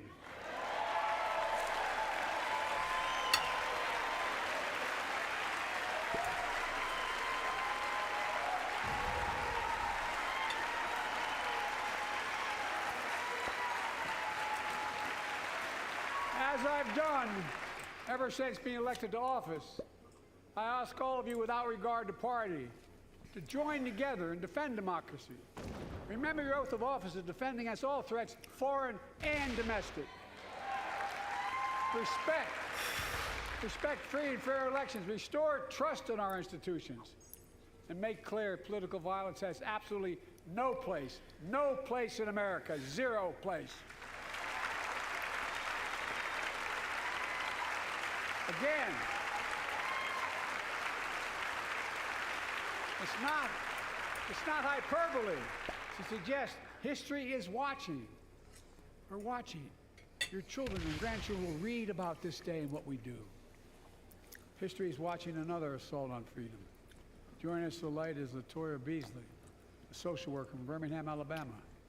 14 months ago, she and her husband welcomed a baby girl thanks to the miracle of IVF. She scheduled treatments to have that second child. The Alabama Supreme Court shut down IVF treatments across the state, unleashed by a Supreme Court decision overturning Roe v. Wade. She was told her dream would have to wait. What her family had got through should never have happened. Unless Congress acts, it could happen again. So tonight, let's stand up for families like hers. To my friends across the aisle, don't keep this waiting any longer. Guarantee the right to AVF. Guarantee it nationwide.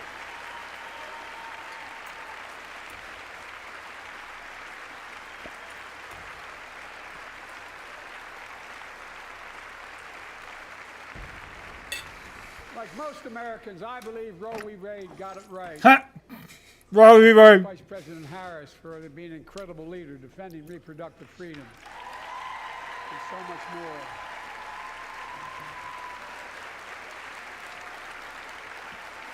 Thank you. My predecessor came to office determined to see Roe v. Wade overturned. He's the reason it was overturned, and he brags about it. Look at the chaos. What chaos? Chaos? Joining us tonight is Kate Cox, the wife and mother from Dallas. She's become pregnant again and had a fetus with a fatal condition. Her doctor told Kate that her own life and her ability to have children in the future were at risk if she didn't act. Because Texas law banned her ability to act, Kate and her husband had to leave the state to get what she needed. What her family got through should have never happened as well, but it's happening in too many others. There are state laws banning the freedom to choose, criminalizing doctors, forcing survivors of rape and incest to leave their states to get the treatment they need. Many of you in this chamber and my predecessor are promising to pass a national ban on reproductive freedom. My God, what freedom else would you take away? Look. It's a decision to overturn Roe v. Wade. The Supreme Court majority wrote the following, and with all due respect, justices, women are not without electoral power. Electoral or political power. You're about to realize should just be. how much you're right about that.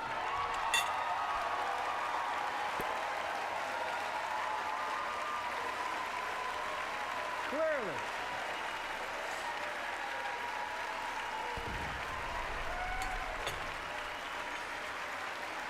Clearly. Those bragging about overturning Roe v. Wade have no clue about the power of women. But they found out when reproductive freedom was on the ballot. We won in 2022 and 2020, and we'll win again in 2024.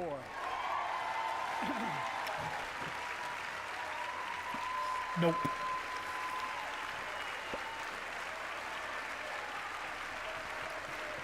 If you, the American people, send me a Congress that supports the right to choose, I promise you, I'll restore Roe v. Wade as the law of the land again.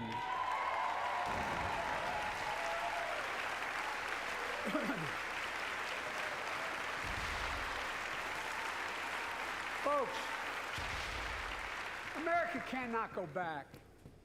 I'm here tonight to show what I believe is the way forward, because I know how far we come. 4 years ago next week, before I came to office, the country was hit by the worst pandemic and the worst economic crisis in a century. Bro, is this guy really Remember trying the to fear, take? record losses?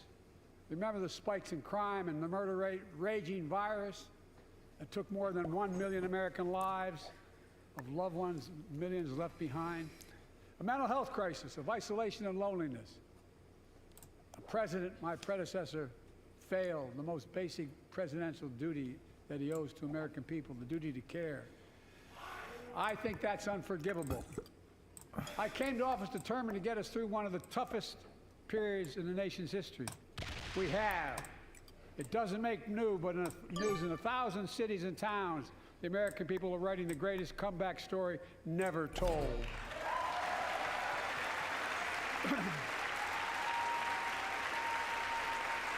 Bro, you don't get all of that. Tell the story here.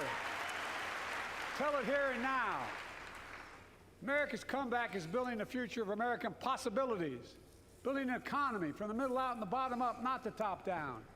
Investing in all America, in all Americans, to make sure everyone has a fair shot. We leave no one behind.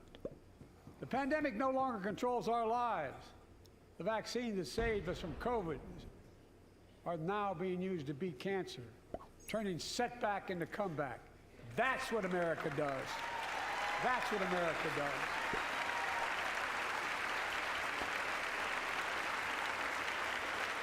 Folks, my inherited economy is on the brink. Now our economy is literally the envy of the world. 15 million new jobs in Really? the next 3 years. A record. I don't think so. A record. Yeah, coming out of a pandemic where they made it so that people quit couldn't have jobs. A record 16 million Americans are starting small businesses, and each one is a literal act of hope. With historic job growth and small business growth for Black and Hispanics and Asian Americans, 800,000 new manufacturing jobs in America and counting. Where is it written we can't be the manufacturing capital of the world? We are, and we will. More people have health insurance today. More people have health insurance today than ever before. The racial wealth gap is as small as it's been in 20 years. Wages keep going up, inflation keeps coming down. Inflation has dropped from 9% to 3%, the lowest in the world, and tending lower.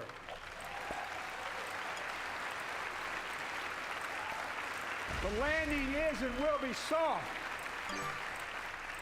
And now, instead of importing foreign products and exporting American jobs, we're exporting American products and creating American jobs. Right here in America, where they belong.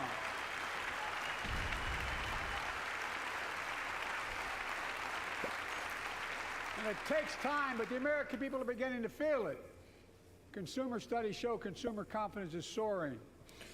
Buy America has been the law of the land since the 1930s. Oh.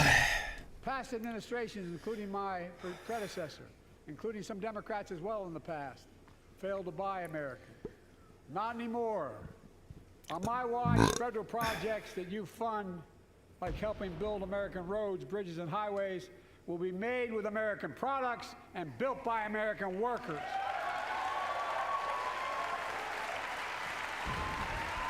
Creating good-paying American jobs.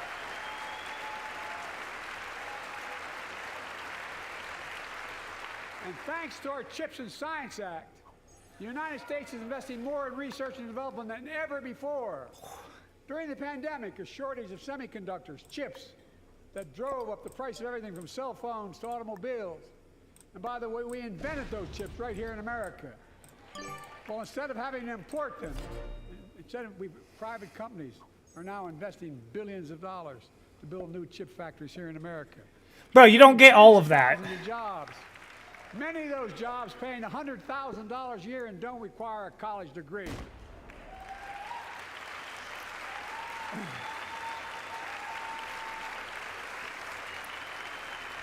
In fact, my policies have attracted $650 billion in private sector investment in clean energy, advanced manufacturing, creating tens of thousands of jobs here in America.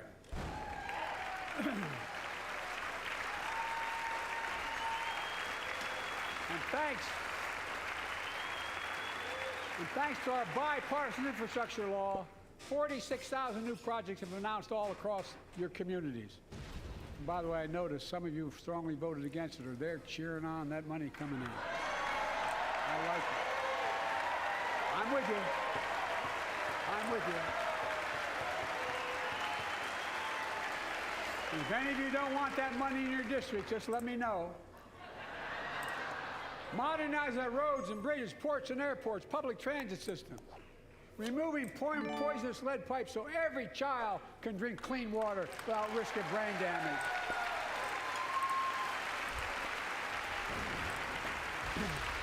Providing affordable high-speed internet for every American, no matter where you live, urban, suburban, or rural communities, in red states and blue states. Record investments in tribal communities. Because of my investment in a family farm, because I invested in family farms led by my Secretary of Agriculture, who knows more about this than anybody I know, we're better able to stay in the family for those farms and their children and grandchildren won't have to leave home to make a living. It's transformative. A great comeback story is Belvedere, Illinois, home to an auto plant for nearly 60 years. Before I came to office, the plant was on its way to shutting down. Thousands of workers feared for their livelihoods. Hope was fading. Then I was elected to office and we raised the Belvedere repeatedly with auto companies knowing unions would make all the difference. The UAW worked like hell to keep the plant open and get these jobs back, and together we succeeded. Instead of auto factories shutting down, auto factories reopening, and new state-of-the-art battery factories being built to power those cars there at the same.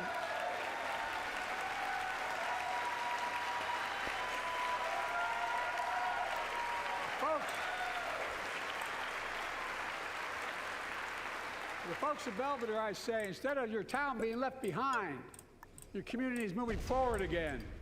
Because instead of watching auto jobs of the future go overseas, 4,000 union jobs with higher wages are building the future in Belvedere right here in America.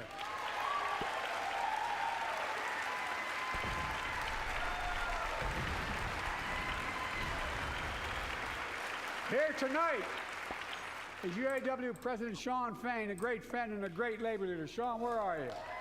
Stand up.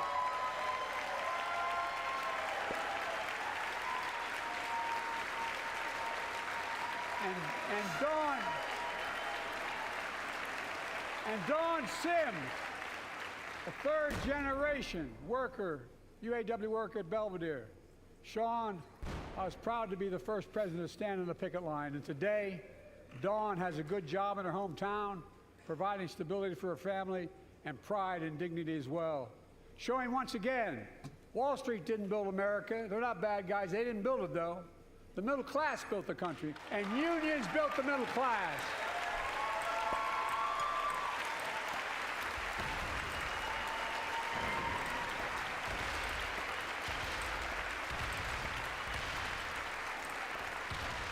I say to the American people, when America gets knocked down, we get back up. We keep going. That's America.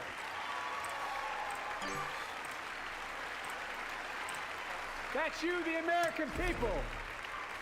It's because of you America's coming back. It's because of you our future is brighter. It's because of you that tonight we can proudly say the state of our union is strong and getting stronger.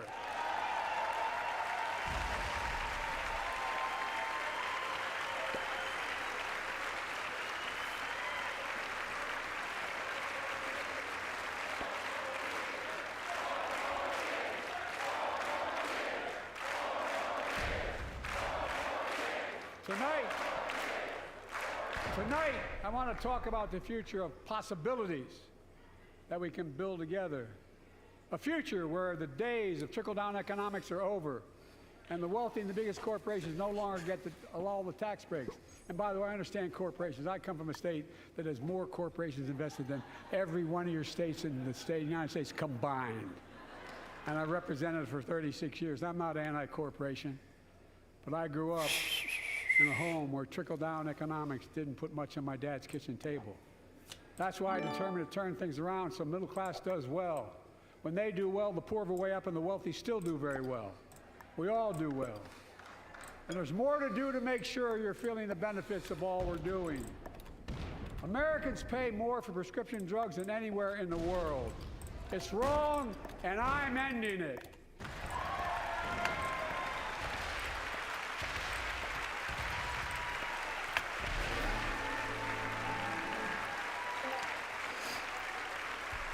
With a law that I proposed and signed, not one of you Republican buddies voted for it.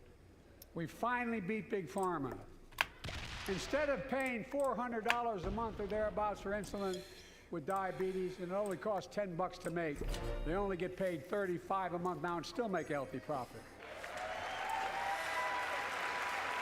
Blue is pissing me off. But what to do next? I want to cap the cost of insulin at $35 a month for every American who needs it. Everyone.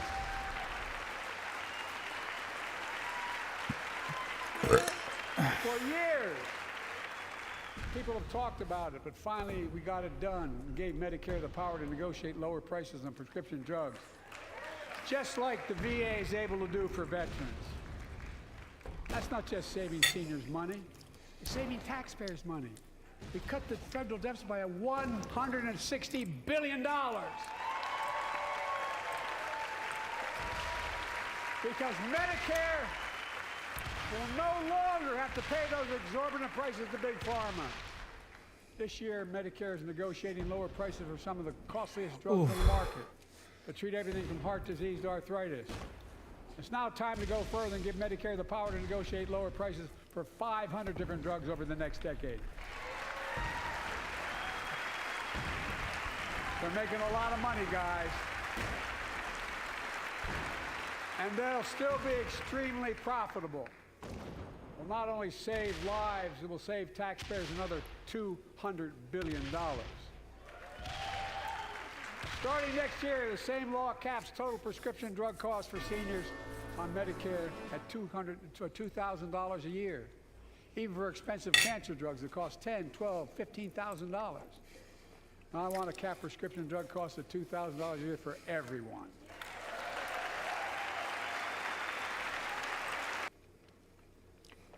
I was going to say, I thought that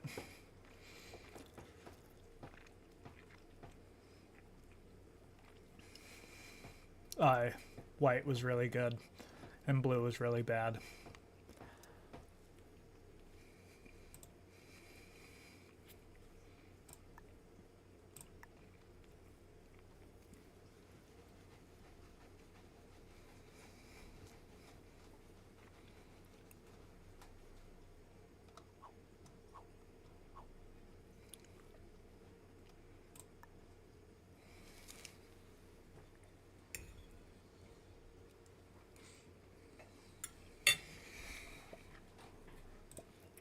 Folks, I'm going to get in trouble for saying that, but if you want to get an Air Force One and fly to Toronto, Berlin, Moscow, excuse me, and well, even Moscow, probably. And bring your prescription with you, and I promise you I'll get it for you for 40% the cost you're paying now. Same company, same drug, same place. Folks, the Affordable Care Act, the old Obamacare, is still a very big deal.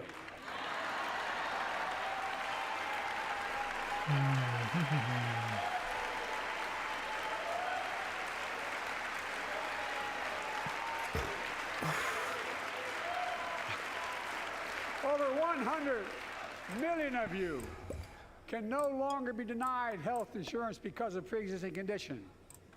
But my predecessor, many in this chamber, want to take this prescription drug away by repealing Affordable Care Act. I'm not going to let that happen. We stopped you 50 times before and we'll stop you again. In fact, I'm not only protecting it, I'm expanding it. They enacted tax credits of $800 per person per year, reduce health care costs for millions of working families. That tax credit expires next year. I want to make that savings permanent.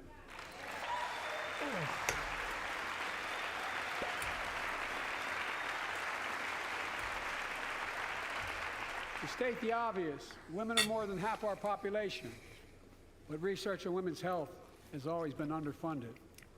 That's why we're launching the first ever White House initiative on women's health research, led by Jill, doing an incredible job as First Lady.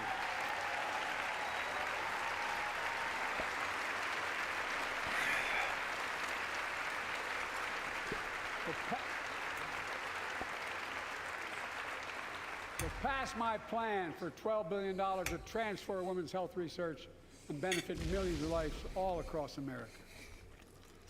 I know the cost of housing is so important to you. If inflation keeps coming down, mortgage rates will come down as well, and the Fed acknowledges that. But I'm not waiting. I want to provide an annual tax credit that will give Americans $400 a month for the next 2 years as mortgage rates come down, to put toward their mortgages when they buy their first home or trade up for a little more space. Just for 2 years.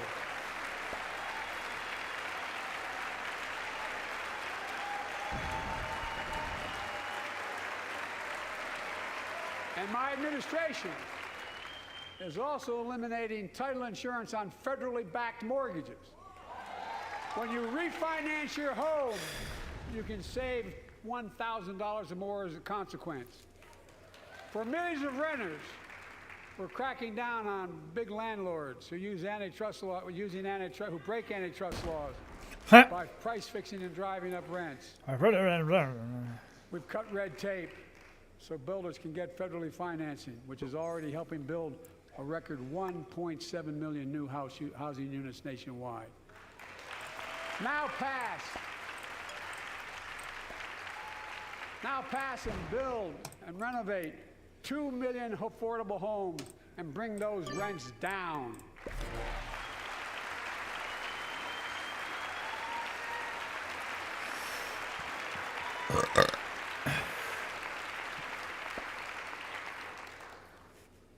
To remain the strongest economy in the world, we need to have the best education system in the world.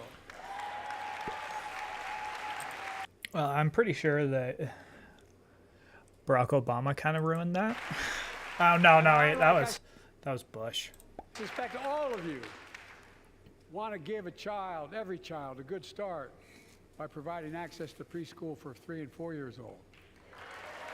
You know, I think I pointed out last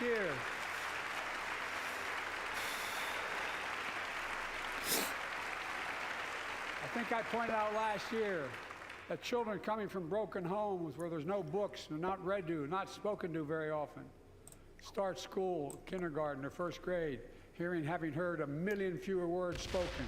You fucking attack. Well, studies show that children who go to preschool are nearly 50% more likely to finish high school, go on to earn a 2- and 4-year degree, no matter what their background is.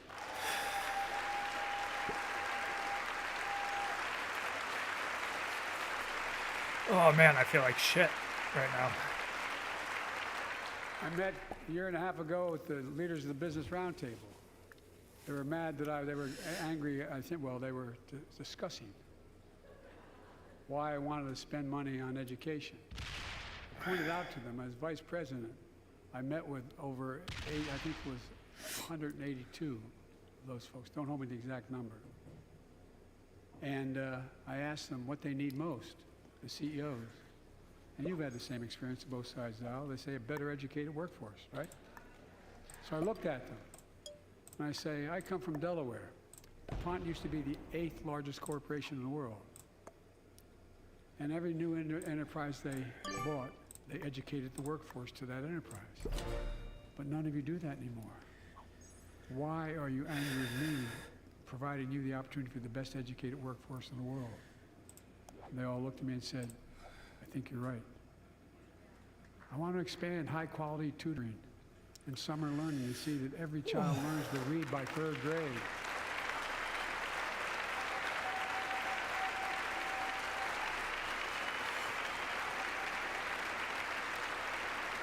I'm also connecting local businesses in high schools so students get hands-on Is Green gonna bot out? path to good paying job, whether or not they go to college. That pisses me And I off. want to make sure the college is more affordable.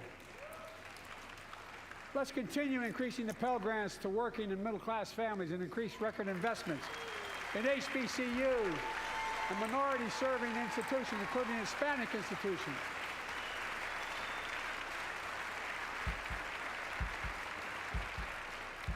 When I was told I couldn't universally just change the way in which we dealt with student loans, I fixed 2 student loan programs that already existed to reduce the burden of student debt for nearly 4 million Americans, including nurses, firefighters, and others in public service. Like Keenan Jones, a public educator from Minnesota, who's here with us tonight. Keenan, where are you? Keenan, thank you. He's educated hundreds of students so they can go to college. Now he's able to help, after debt forgiveness, get his own daughter to college.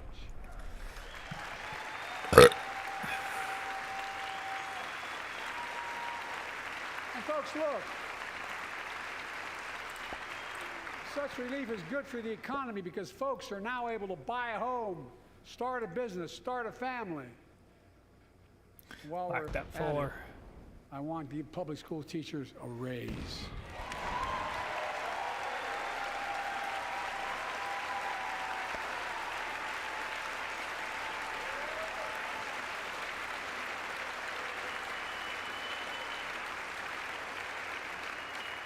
And by the way, the first couple of years, we cut the deficit. Now, let me speak to the question of fundamental fairness for all Americans. I've been delivering real results in fiscally responsible ways. We've already cut the federal deficit. We've already cut the federal deficit over $1 trillion. I signed the bipartisan deal to cut another $1 trillion in the next decade. I hope they don't have a trade next turn because I'm going to kill red if they don't. I'm going to go right here, put that 7-up in there.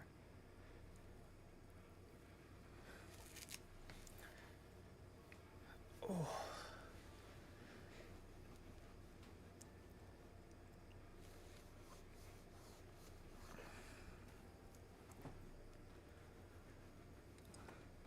It's my goal to cut the federal deficit another $3 trillion by making big corporations and very wealthy finally beginning to pay their fair share. Oh my goodness.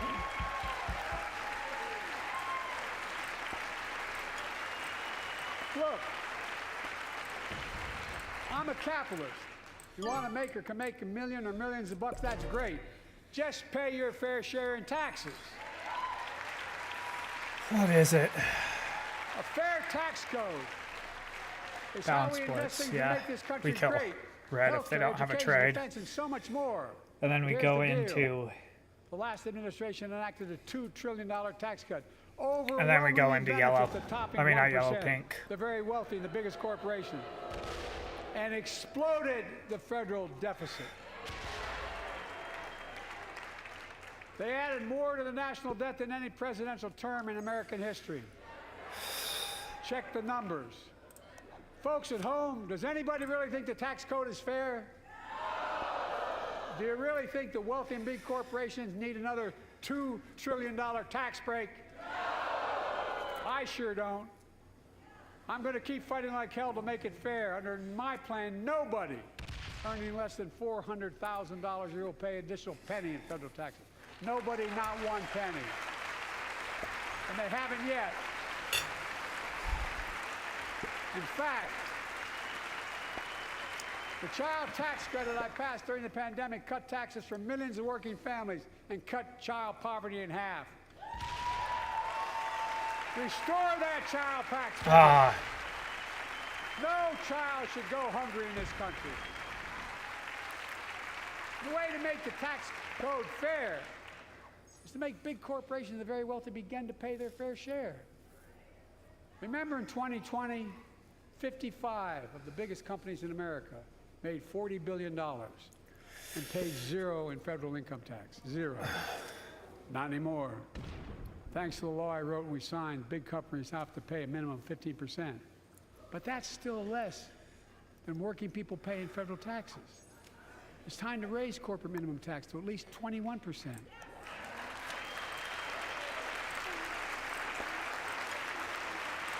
So every big corporation finally begins to pay their fair share. I also want to end tax breaks for big pharma, big oil, private jets, massive executive pay when it's only supposed to be $1 million that can be deducted. They can pay them $20 million if they want, but deduct $1 million.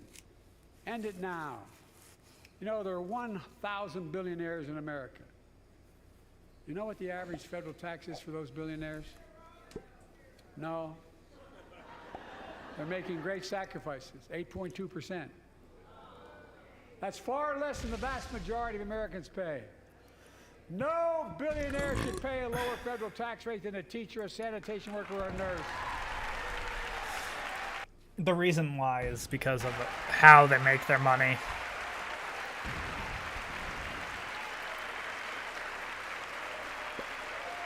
I propose a minimum tax for billionaires of 25%, just 25%. You know what that would raise? That would raise $500 billion over the next 10 years. And imagine what that could do for America. Imagine a future with affordable child care. Millions of families can get they need to go to work to help grow the economy. Imagine a future with paid leave, because no one should have to choose between working and taking care of their sick family member. Imagine the future of home care and elder care, and people living with disabilities so they can stay in their homes and family caregivers can finally get the pay they deserve. Tonight, let's all agree once again to stand up for seniors. Many of my friends on the other side of the aisle want to put Social Security on the chopping block. Ooh. If anyone here tries to cut Social Security, they're Medicare, dead. or raise the retirement age, I will stop you.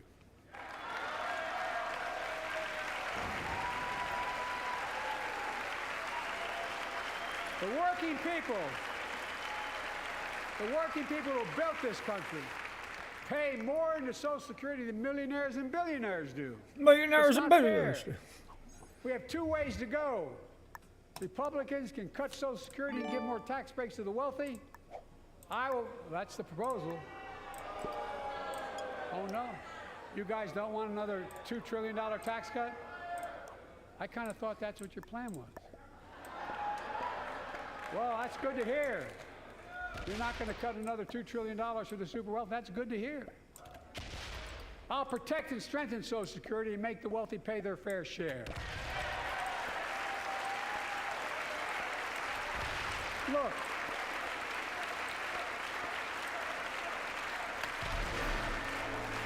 too many corporations raise prices to pad their profits, charging more and more for less and less.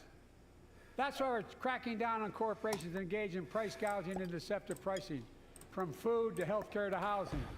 In fact, the snack companies think you won't notice if they change the size of the bag and put a hell of a lot fewer, same size bag, put fewer chips in it.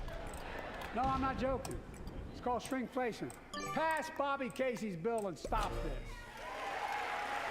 I really mean it.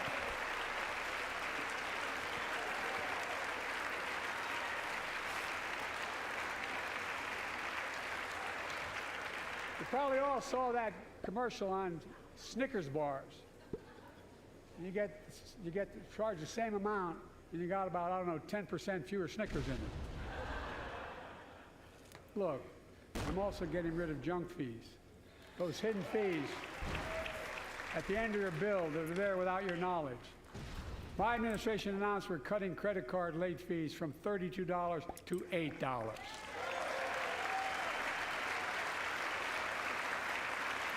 Banks and credit card companies are allowed to charge what it costs them to instigate the collection. And that's more a hell of a lot like $8.30-some. They don't like it. Credit card companies don't like it. But I'm saving American families $20 billion a year with all the junk fees I'm eliminating. Folks at home, that's why the banks are so mad. It's $20 billion in profit. I'm not stopping there. My administration has proposed rules to make cable, travel, utilities, and online ticket sellers tell you the total price up front so there are no surprises. It matters. It matters. And so does this. In November, my team began serious negotiation with a bipartisan group of senators. The result was a bipartisan bill with the toughest set of border security reforms we've ever seen. Oh, you don't think so? Oh, you don't like that bill, huh? That conservatives got together and said it was a good bill? I'll be darned. That's amazing. That bipartisan bill would hire 1,500 more security agents and officers, 100 more immigration judges to help tackle the backload of 2 million cases, 4,300 more asylum officers, and new policies so they can resolve cases in 6 months instead of 6 years now. All right, let's see what happens here. What are you against? 100 more high-tech drug detection machines to significantly increase the ability to screen and stop vehicles smuggling fentanyl into America. That's killing thousands of children. This bill would save lives and bring order to the border. It will also give me and any new president new emergency authority to temporarily shut down the border when the number of migrants at the border is overwhelming. The Border Patrol Union has endorsed this bill.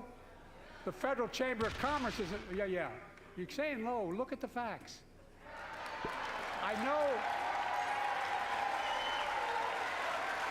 you know how to read. Shit. That was not what I was hoping for.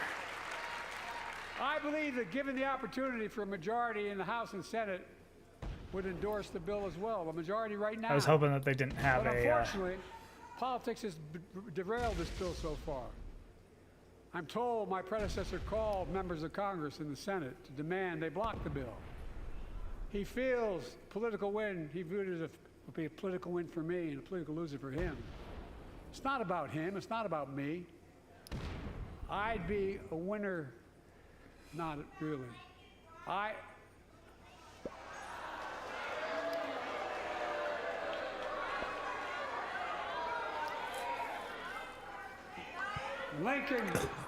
Lincoln Riley, an innocent young woman who was killed by an illegal. That's right. But how many of thousands of people being killed by illegals? To her parents, I say, my heart goes out to you, having lost children myself. I understand.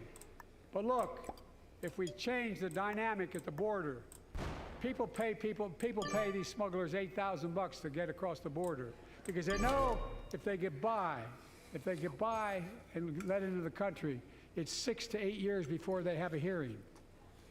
And it's worth taking the chance of the $8,000. And that's because of you? But if it's only 6 weeks, the idea is it's highly unlikely that people will pay that money and come all that way knowing that they'll be able to be kicked out quickly. Folks, I would respectfully suggest my Republican friends owe it to the American people, get this bill done. We need to act now.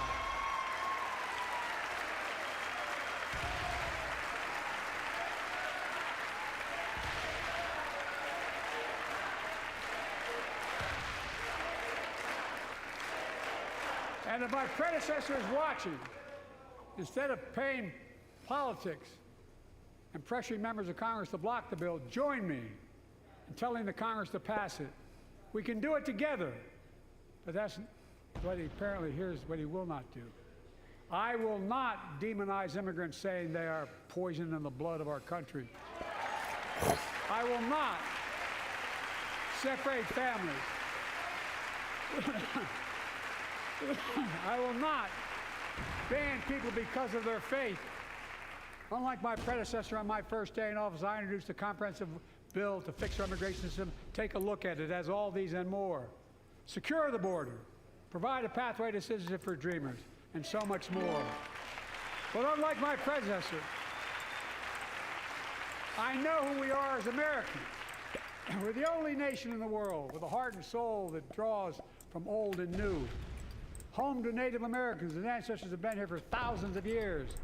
Home to people of from every place on earth. They came freely. Some came in chains. Some came when famine struck, like my ancestral family in Ireland. Some to flee persecution, to chase dreams that are impossible anywhere but here in America. That's America. And we all come from somewhere, but we're all American.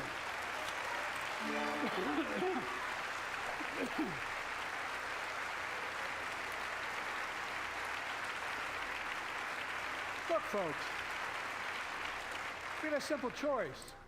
We can fight about fixing the border, or we can fix it. I'm ready to fix it. Send me the border bill now.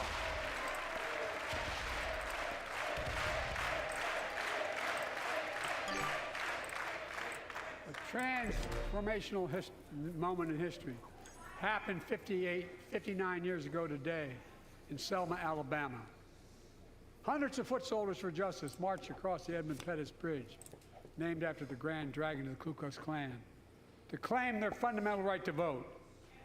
They were beaten, they were bloody, and left for dead.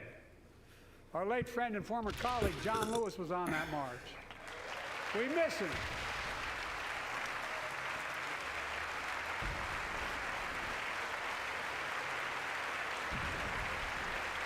But joining us tonight are other marchers, both in the gallery and on the floor, including Betty Mae Fikes, known as the voice of Selma. The daughter of gospel singers and preachers, she sang songs of prayer and protest on that bloody Sunday to help shake the nation's conscience. 5 months later, the Voting Rights Act passed and was signed into law.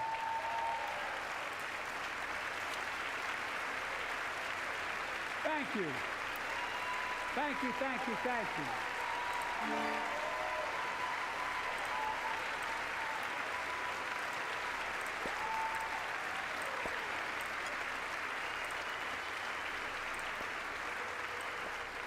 But 59 years later, there are forces taking us back in time.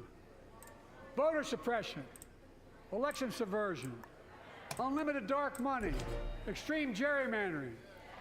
John Lewis is a great friend to many of us here, but if you truly want to honor him and all the heroes who marched with him, then it's time to do more than talk.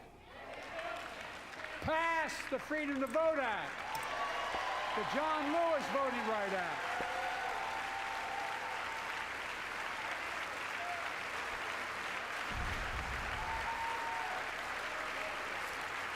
And stop denying another core value of America, our diversity across American life. Banning books, it's wrong. Instead of erasing history, let's make history. I want to protect fundamental rights. Pass the Equality Act.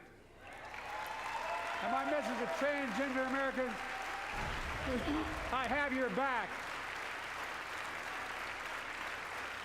Pass the PRO Act for workers' rights. Raise the federal minimum wage, because every worker has a right to a decent living more than $7 an hour. We're also making history by confronting the climate crisis, not denying it. I don't think any of you think there's no longer a climate crisis. At least I hope you don't.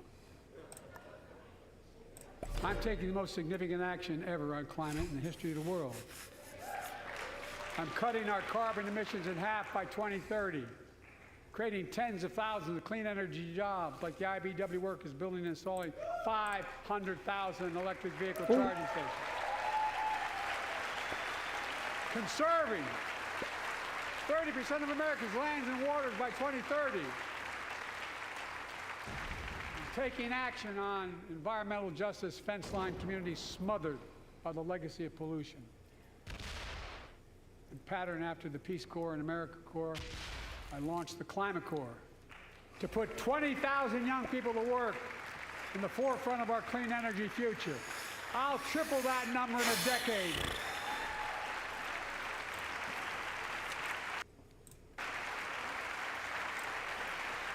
Oh, I've got such a bad headache. To state the obvious, all Americans deserve the freedom to be safe. And America is safer today than when I took office. Year before I took office, murder rates went up 30%. 30% they went up. What did that? The biggest increase in history. It was then, What is going on? American Rescue Plan, which every American voted I couldn't against hear on what that person was yelling. We made the largest investment in public safety ever. Last year, the murder rate saw the sharpest decrease in history. Violent crime fell to one of its lowest levels in more than 50 years. But we have more to do. We have helped cities invest in more community police officers, more mental health workers, more community violence intervention. Give communities the tool to crack down on gun crime, retail crime, and carjacking.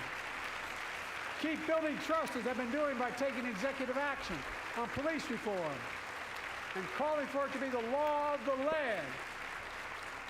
Directing my cabinet to review the federal classification of marijuana and expunging thousands of convictions for the mere possession, because no one should be jailed for simply using or have it on their record. Take on crimes of domestic violence. Yeah, I'm ramping up the federal enforcement of the Violence Against Women Act that I proudly wrote when I was a senator, so we can finally end the scourge against women in America.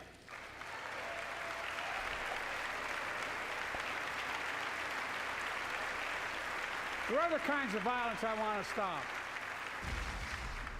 With us tonight is Jasmine, whose 9-year-old sister Jackie was murdered with 21 classmates and teachers in an elementary school in Uvalde, Texas. Very soon after that happened, Jill and I went to Uvalde for a couple days. We spent hours and hours with each of the families. We heard their message, so everyone in this room, in this chamber, could hear the same message. The constant refrain, and I was there for hours meeting with every family. They said, do something. Do something. Well, I did do something by establishing the first ever Office of Gun Violence Prevention in the White House, that the Vice President is leading the charge. Thank you for doing it. Meanwhile,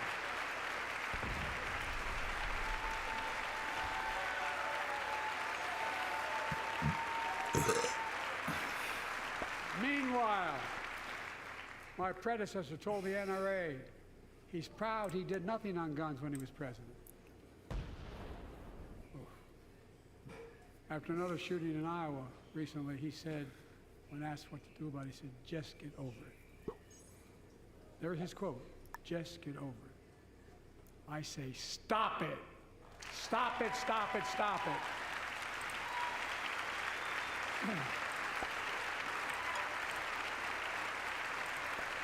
I'm proud we beat the NRA when I signed the most significant gun safety law in nearly 30 years because of this Congress. We now must beat the NRA again. I'm demanding a ban on assault weapons and high-capacity magazines. Pass universal background checks. None of this.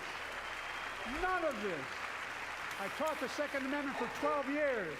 None of this violates the Second Amendment or vilifies responsible gun owners. You know, as we manage challenges at home, we're also managing crises abroad, including in the Middle East. I know the last 5 months have been gut-wrenching for so many people, for the Israeli people, for the Palestinian people, and so many here in America. This crisis began on October 7th with a massacre by a terrorist group called Hamas, as you all know.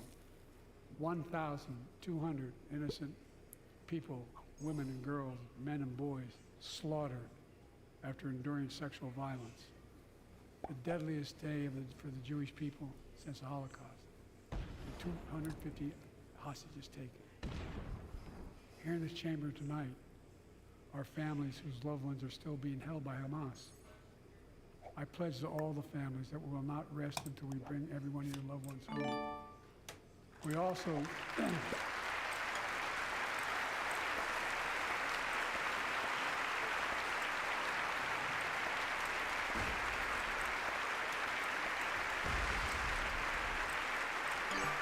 we will also work around the clock to bring home Evan and Paul, Americans being unjustly detained by the Russians and others around the world. Israel has the right to go after Hamas. Hamas ended this conflict by releasing hostages, laying down arms, could end it by releasing the hostages, laying down arms, and surrendering those responsible for October 7th. But Israel has Israel has an added burden because Hamas hides and operates among the civilian population like cowards, under hospitals, daycare centers, and all the like. Israel also has a fundamental responsibility, though, to protect innocent civilians in Gaza.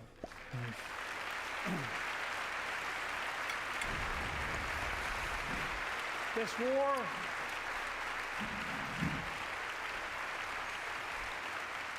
has taken a greater toll on innocent civilians than all previous wars in Gaza combined.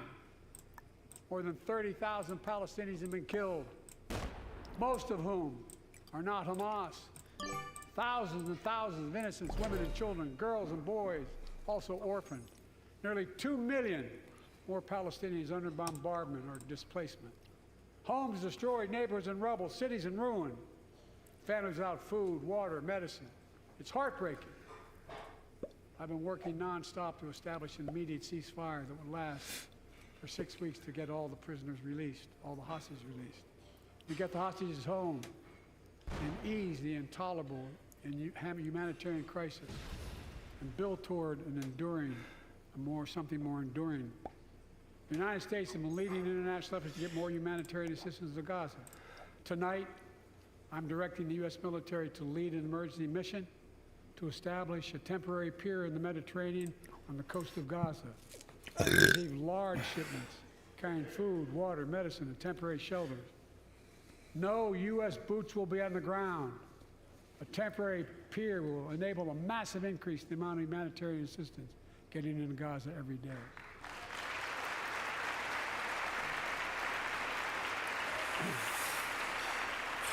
And Israel must do its part. Israel must allow more aid into Gaza to ensure humanitarian workers aren't caught in the crossfire. And they're announcing they're going to have a crossing in northern Gaza. To the leadership of Israel, I say this: humanitarian assistance cannot be a secondary consideration or a bargaining chip. Protecting and saving innocent lives has to be a priority. As we look to the future, the only real solution to the situation is a two-state solution over time.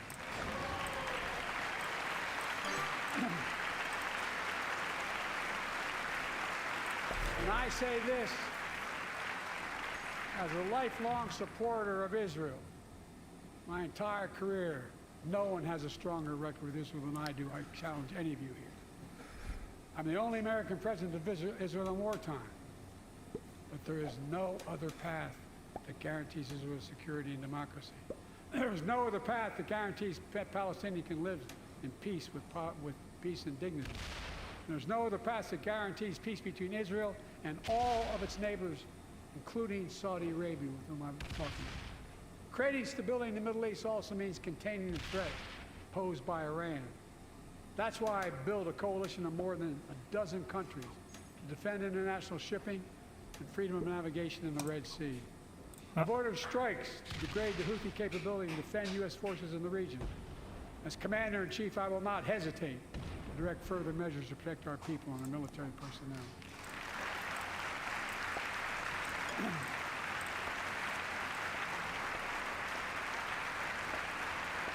For years, I've heard many of my Republican and Democratic friends say that China is on the rise and America's falling behind.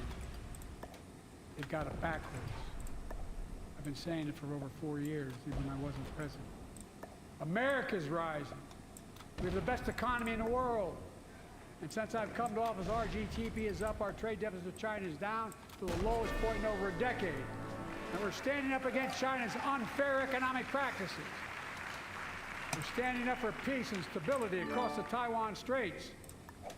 I've revitalized our partnership and alliance in the Pacific. India, Australia, Japan, South Korea, Pacific Islands. I've made sure that the most advanced American technology can't be used in China, not allowing to trade them there. Frankly, for all this tough talk on China, it never occurred to my predecessor to do any of that. I want competition with China, not conflict. And we're in a stronger position to win the conflict of the 21st century against China than anyone else, for that matter, than any time as well. Here at home, I've signed over 400 bipartisan bills. There's more past my unity agenda. Strengthen penalties on fentanyl trafficking. You don't want to do that, huh? Pass bipartisan privacy legislation to protect our children online. Harness the promise of AI to protect us from peril. Ban AI voice impersonations and more.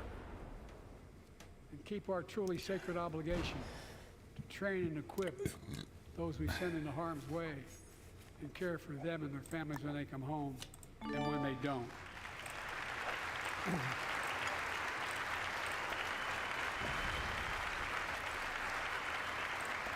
That's why, with the strong support and help of Dennis and the DA, I signed the PACT Act. One of the most significant laws ever, helping millions of veterans exposed to toxins who now are battling more than 100 different cancers. Many of them don't come home, but we owe them and their families support. I gotta go to the restroom real quick.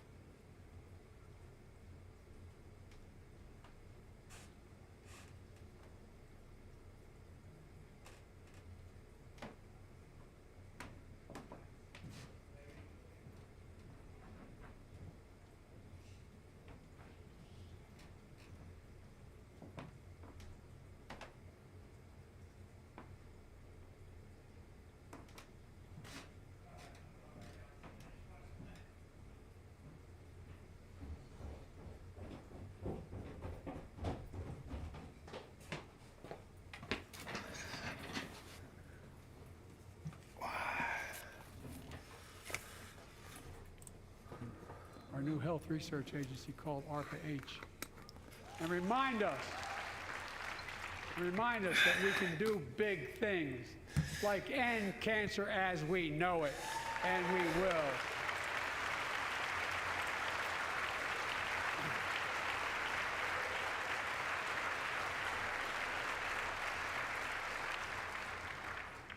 Let me close with this. Yay. Yeah, he's closing. I know you don't want to hear any more, Lindsay, but I got to say a few more things. I know it may not look like it, but I've been around a while. When you get to be my age, certain things That's an become clearer than understatement. ever. I know the American story.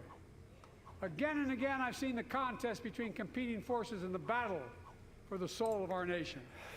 Between those who want to pull America back to the past and those who want to move America into the future.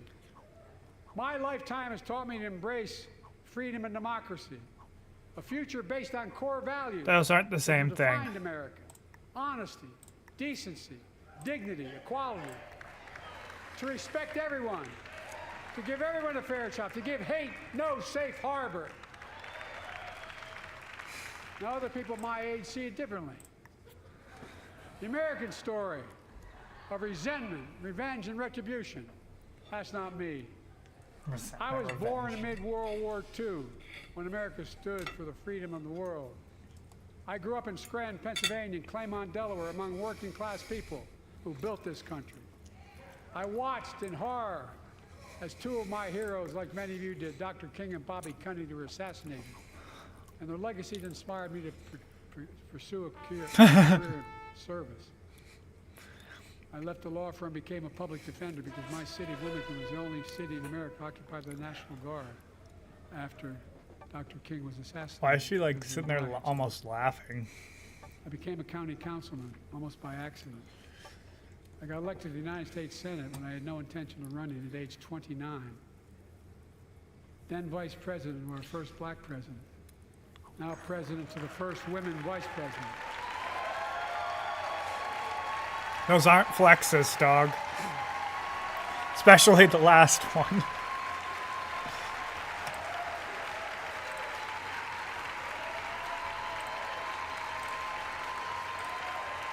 In my career, I've been told I was too young. By the way, they didn't let me on the Senate elevators for votes sometimes. Not a joke. The fuck is he saying? I've been told I'm too old. Whether young or old, I've always known what endures. Whoa. I've known our North Star. The very idea of America is that we're all created. Red already bought it out. Deserves to be treated equally throughout our lives. That's annoying. We've never fully lived up to that idea, but we've never walked away from it either. And I won't walk away from it now. I'm optimistic. I really am. I'm optimistic, Nancy.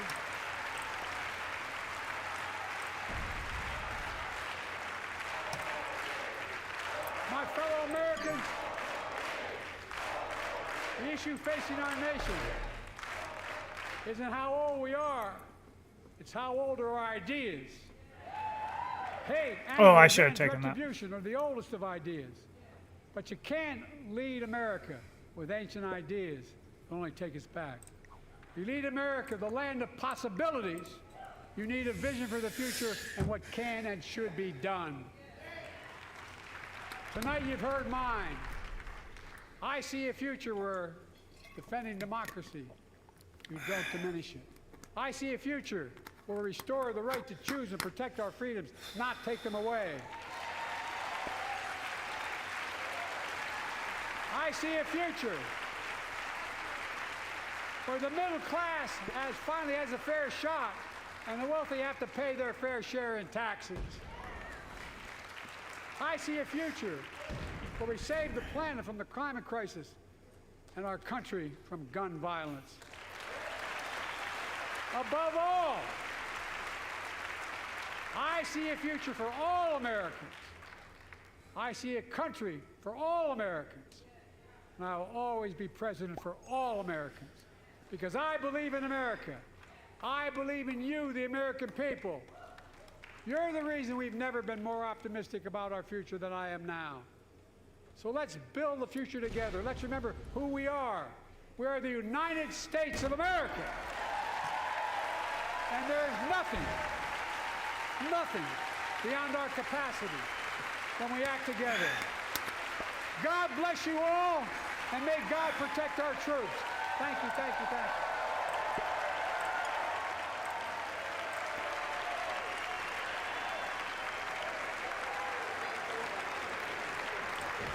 President Biden wrapping up his speech. It was over an hour, Rhonda, but it was punchy, it was tight, and the president was making a clear message about what he believes his accomplishments have been over the first term and his ambitions for what he hopes will be a second term.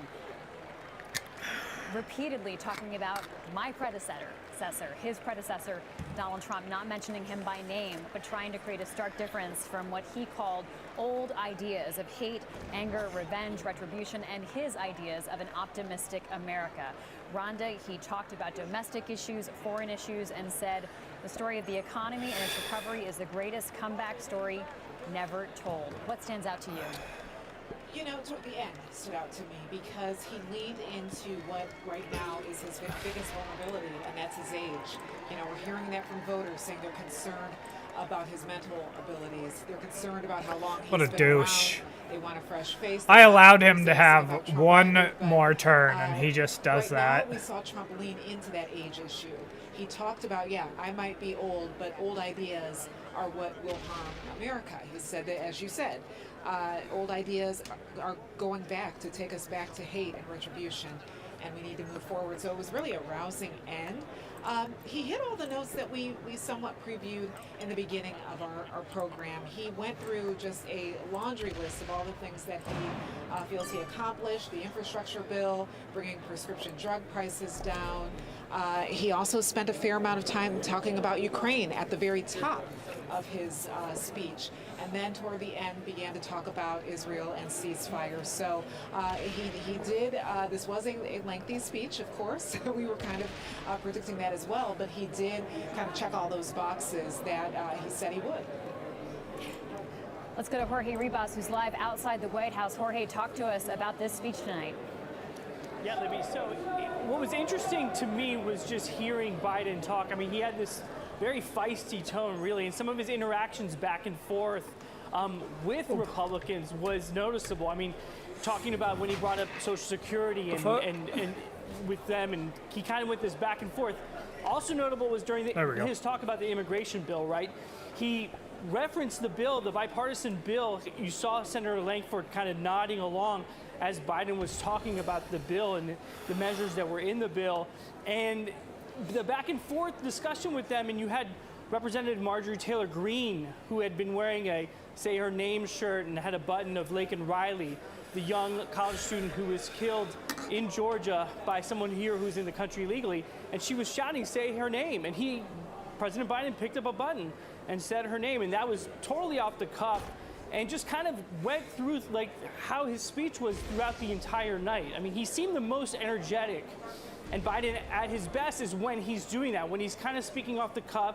You saw him name check Lindsey Graham, Senator Lindsey Graham at the end as the speech was wrapping up. And when he is in that moment, he doesn't appear like the doddering old man that the Republicans have tried to portray him throughout this early part of the primary season. And so that's kind of setting, it sets a very low bar for Biden to come across, and he did. He came across energetic, fierce at times, lively, and so that's something that moving forward, I think that if there was Democrats or people who were on the fence worried about how he appeared, he achieved that tonight.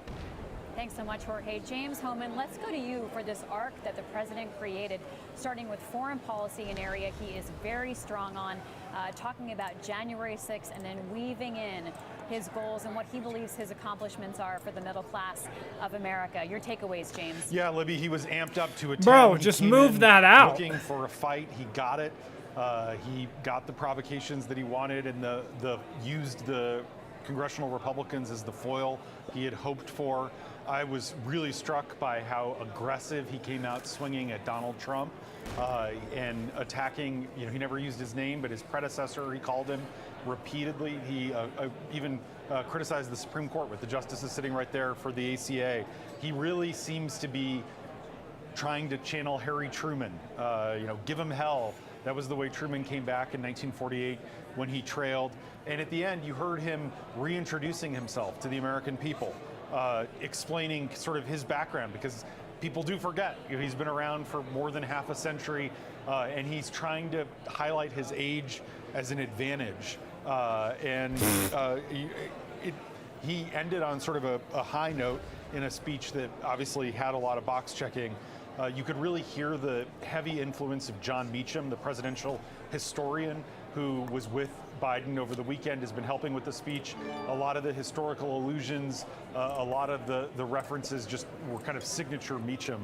And I was surprised that he saved Gaza for so late in the speech. But you could see the division in his, in his own base, where you had Ilhan Omar and Cori Bush holding signs saying, lasting ceasefire, and that is a reflection of this division that exists within the Democratic Party. In some ways, it feels like guy's fucking stupid. Tonight's speech is a campaign speech and almost a preview of what we might see at the Chicago convention, where Democrats will meet this summer to.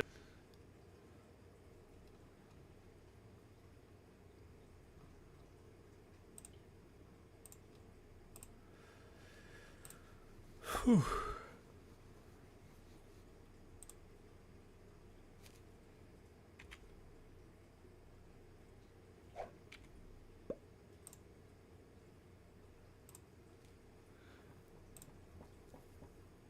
From rural Enterprise, Alabama, to be elected to the United States Senate at the age of 40. What is this? The other thing, he mentioned IVF right at the beginning. That's how you knew this was a campaign speech, because he threw out January 6th and IVF. And they are going to play that card until November 5th. The IVF, abortion, they're going to beat that drum because that's the only card they can play. January 6th and abortion. Those are the only arguments they can make, because the economy sucks, crime is bad, the border is completely open, Biden's retarded, he's unpopular, the foreign policy is failing, we lost in Ukraine. Here we go. This is the Republican response. Who is this now? Katie Britt? She's kind of cute. Good evening, America. My name is Katie Britt, and I have the honor of serving the people of the great state of Alabama and the United States Senate. It's really quiet. However, that's not the job that matters most. I am a proud wife and mom of 2 school-aged kids. W. My daughter Bennett and my son Ridgway are why I ran for the Senate. I'm worried about their future and the future of what is he children laughing in about? every corner of our nation. Bennett and Ridgway. And that's why I invited you into our Oh, home. their names. Like so many families across America, my husband Wesley and I just watched President Biden's State of the Union address from our living room.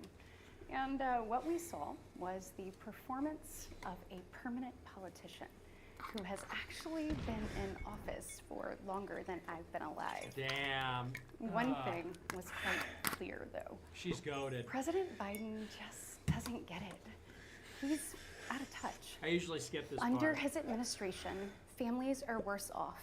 Our communities are less safe. Good. And our country Not talking about that. I'm talking about Why is it so sultry? Why is it so wish breathy? he understood what real families are facing around kitchen tables just like this one.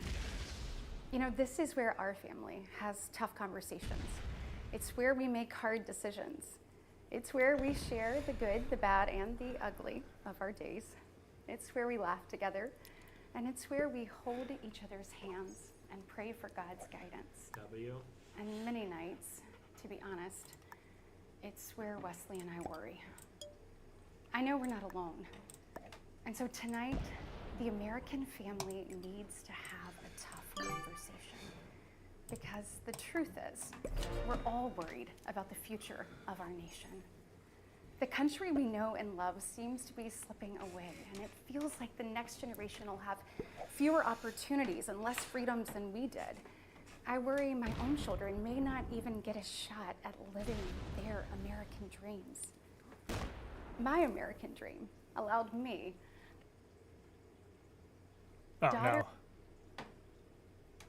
Let's get out of this. of 2 small business owners from rural Enterprise, Alabama, to be elected to the United States Senate at the age of 40. Growing up, sweeping the floor at my dad's hardware store and cleaning the bathroom at my mom's dance studio, I never could have imagined what my story would entail. To think about what the American dream can do. How can across we take this just one seriously? generation I in can't take just this seriously. one lifetime. It's truly breathtaking. But right now, the American dream has turned into a nightmare for so many families. The true, unvarnished state of our union begins and ends with this. Our families are hurting. Our country can do better. What is this performance, though? What's with And the you don't have to acting? look any further than the crisis at our southern border to see it. President Biden inherited the most secure border of all time. But all minutes time. after taking office, he suspended all deportations, he halted construction of the border wall, and he announced a plan to give amnesty to millions. We know that President Biden didn't just create this border crisis, he invited it with 94 executive actions in his first 100 days. When I took office, I took a different approach. Yeah, I've never I heard of traveled this to the lady Del Rio before. sector of Texas. That's where I spoke to a woman who shared her story with me. She had been sex trafficked by the cartels starting at the age of 12. She told me not just that she was raped every day, but how many times a day she was raped. All right.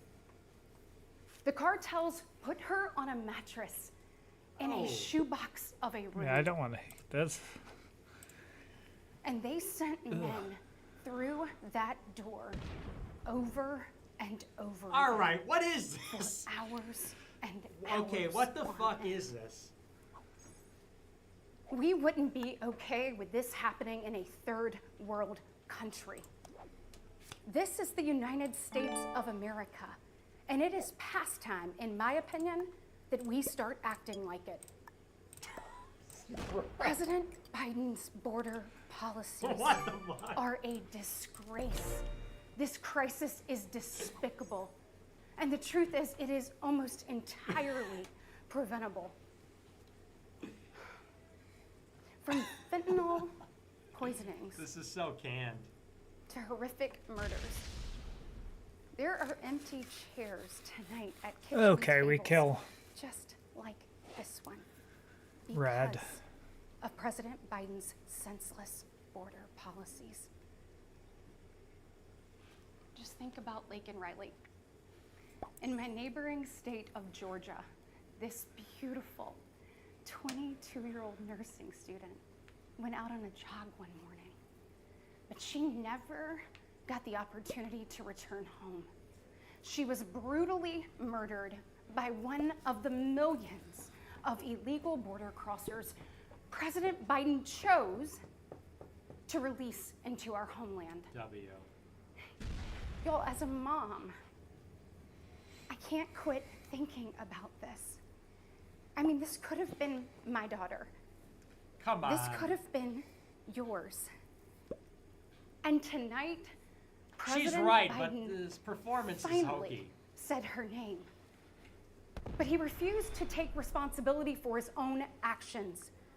Mr. President, enough is enough.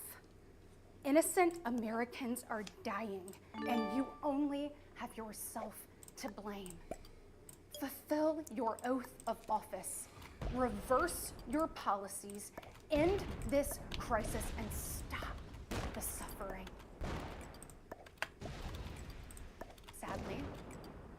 We know that President Biden's failures don't stop there. His reckless spending dug our economy into a hole and sent the cost like of crying. living through the roof.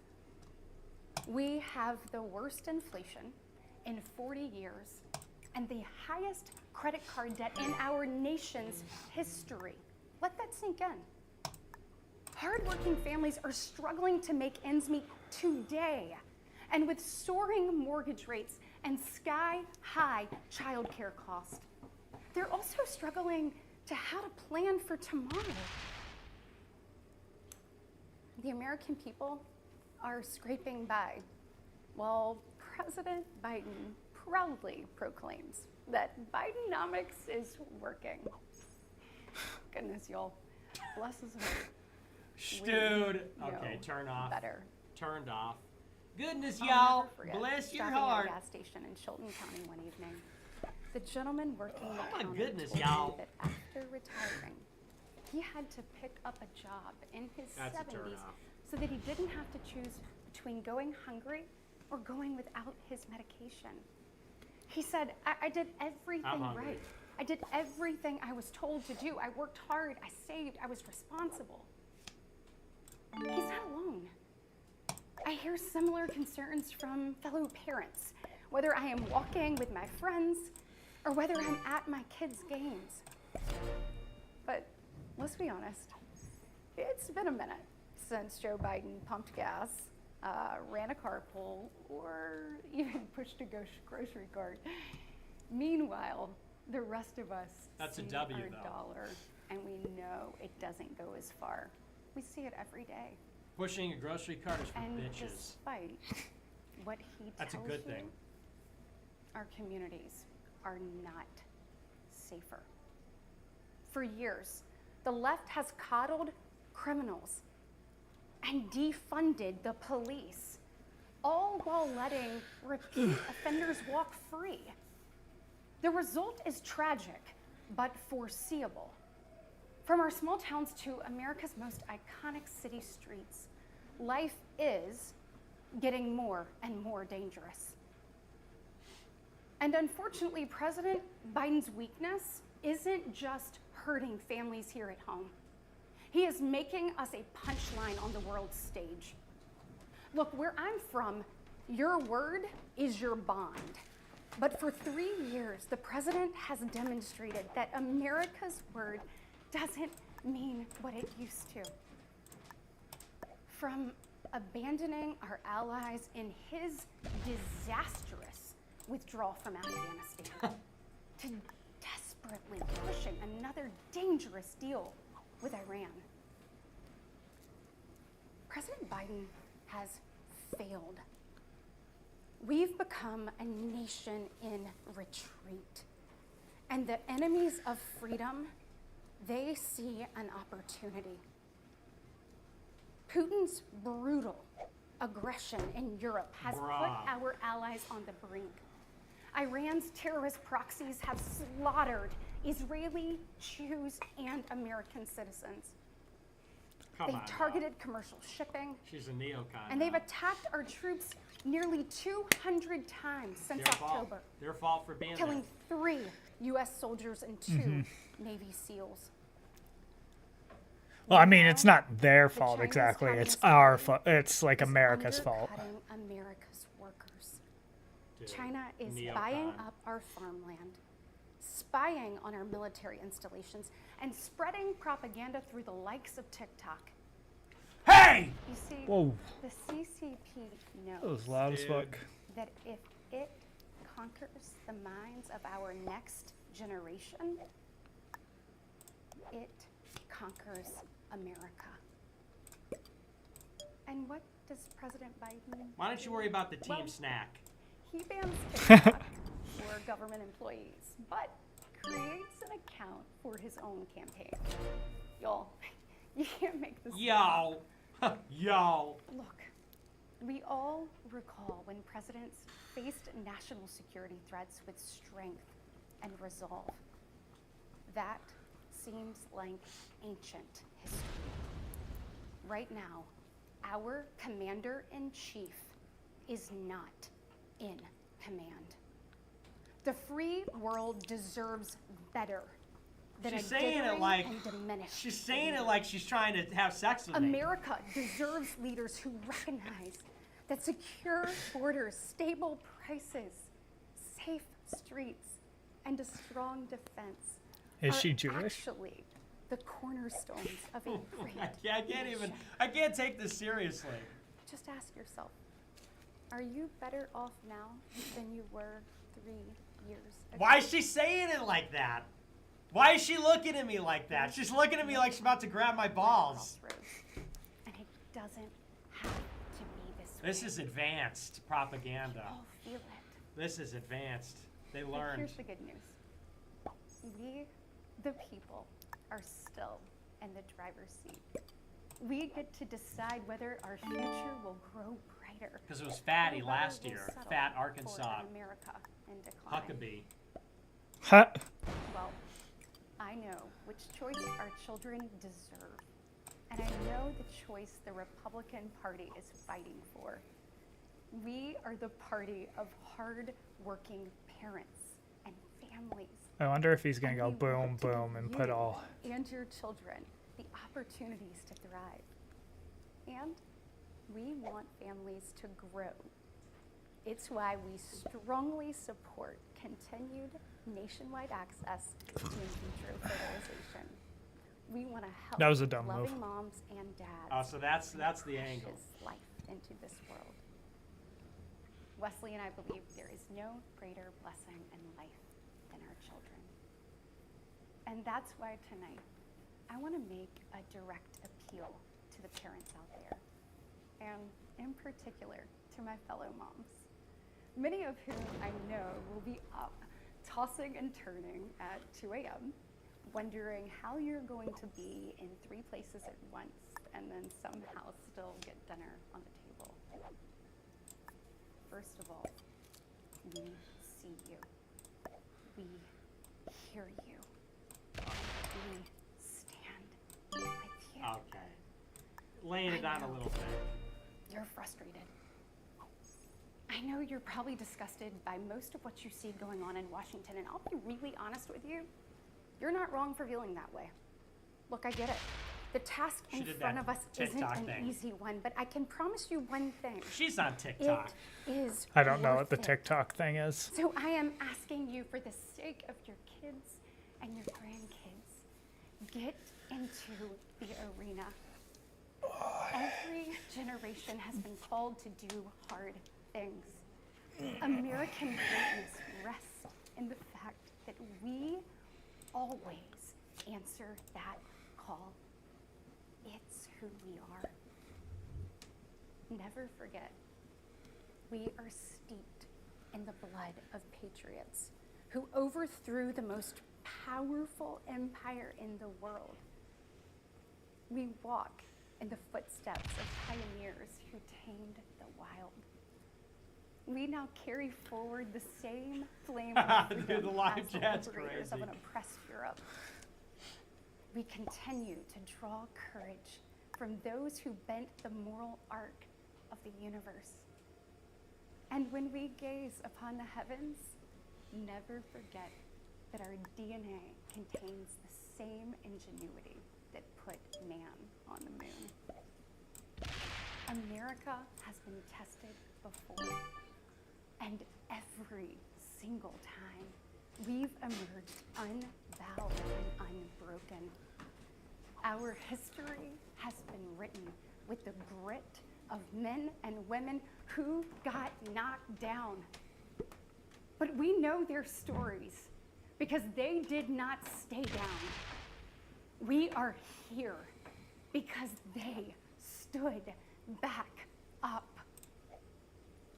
So now it's our turn, our moment to This person stand up has and like prove OCD or something, ourselves the way that they're worthy playing. of protecting the American dream. Together, we can reawaken the heroic spirit of a great nation. Because America, we don't just have a rendezvous with destiny. Oh, We brother. take There it is. destiny's hand and we lead it. Our future starts That was a around Reagan kitchen reference. tables, Yeah. just like this. with moms and dads just like you. No. And you are why I believe with every fiber of my being that despite the current state of our union, our best days are still ahead. May God bless you, and may God continue to bless these United States of America.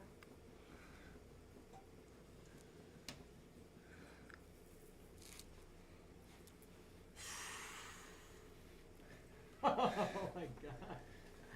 That was crazy. What did I just watch? That was crazy. All right, give me 5 minutes. I need to take a cold shower. I forgot that we did that.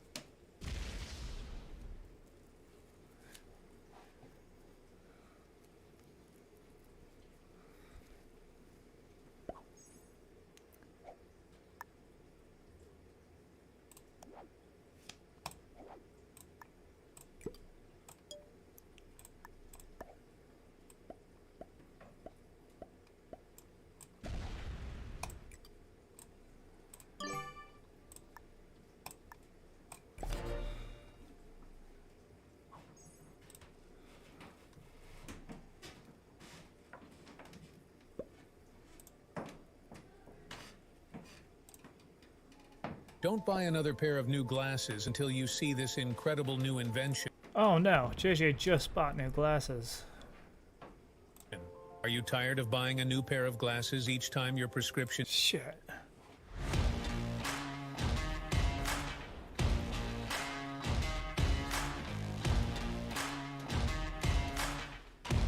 Heaven.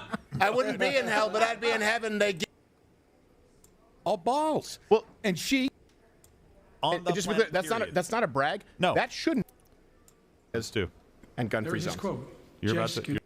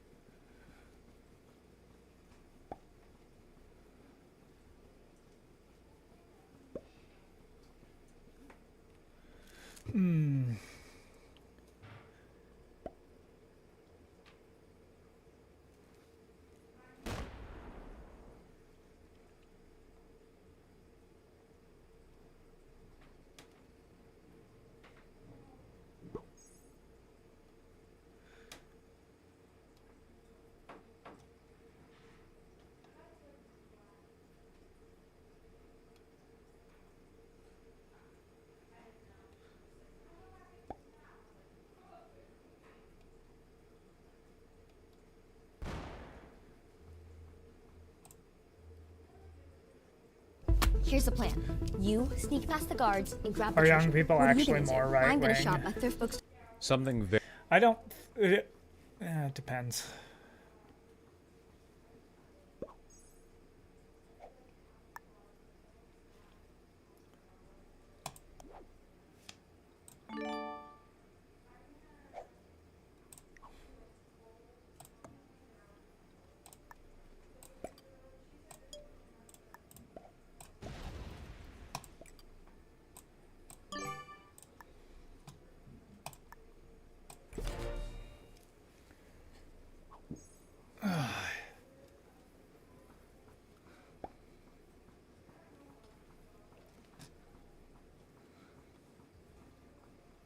very, very, very, very interesting came out recently from Pew Research, and it might actually be one of the first good pieces of news. Right, let's see this. Oh, they already ended their stream. Something very, very, very, very interesting came out recently from Pew Research, and it might actually be one of the first good pieces of news I've had the pleasure to cover in a while.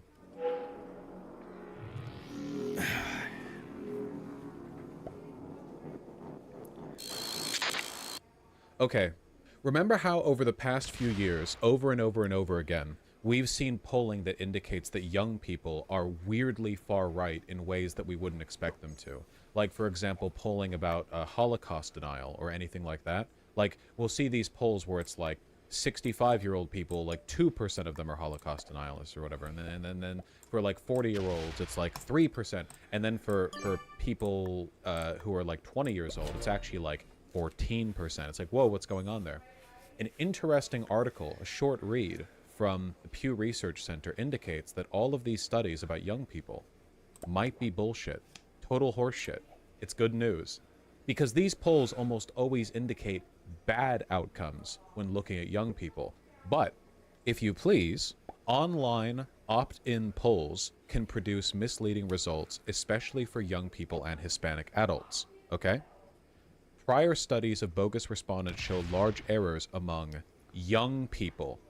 You can take a look at the results right here. Percent of U.S. adults who say they are licensed to operate a Class SSGN submarine.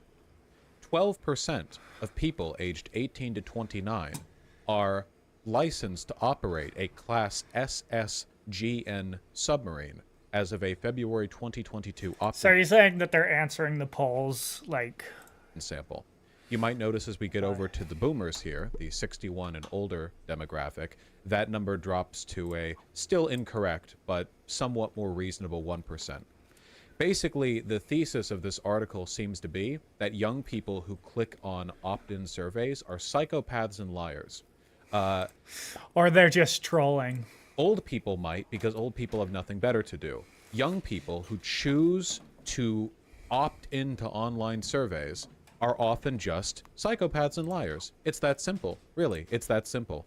Look at this, okay? This is the thing that I saw that made me want to talk about this. Opt-in poll and probability-based surveys produced very different results on young adults' views of the Holocaust.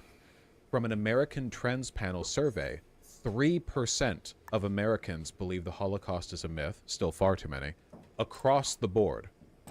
But in opt-in surveys, 0% of 65 and older people do, 20% of people 18 to 29 do. Indicating, of course, that these results are either trolling or, and this is my personal theory, the only young people who would opt into a survey are political extremists who get a thrill out of getting to check their little psychotic belief into a survey. They see an opt-in survey on, like, political views and beliefs, and they, a psychopath, think, oh, finally, now I'll show them. And they go on there and they say stuff like they think the Holocaust is a myth.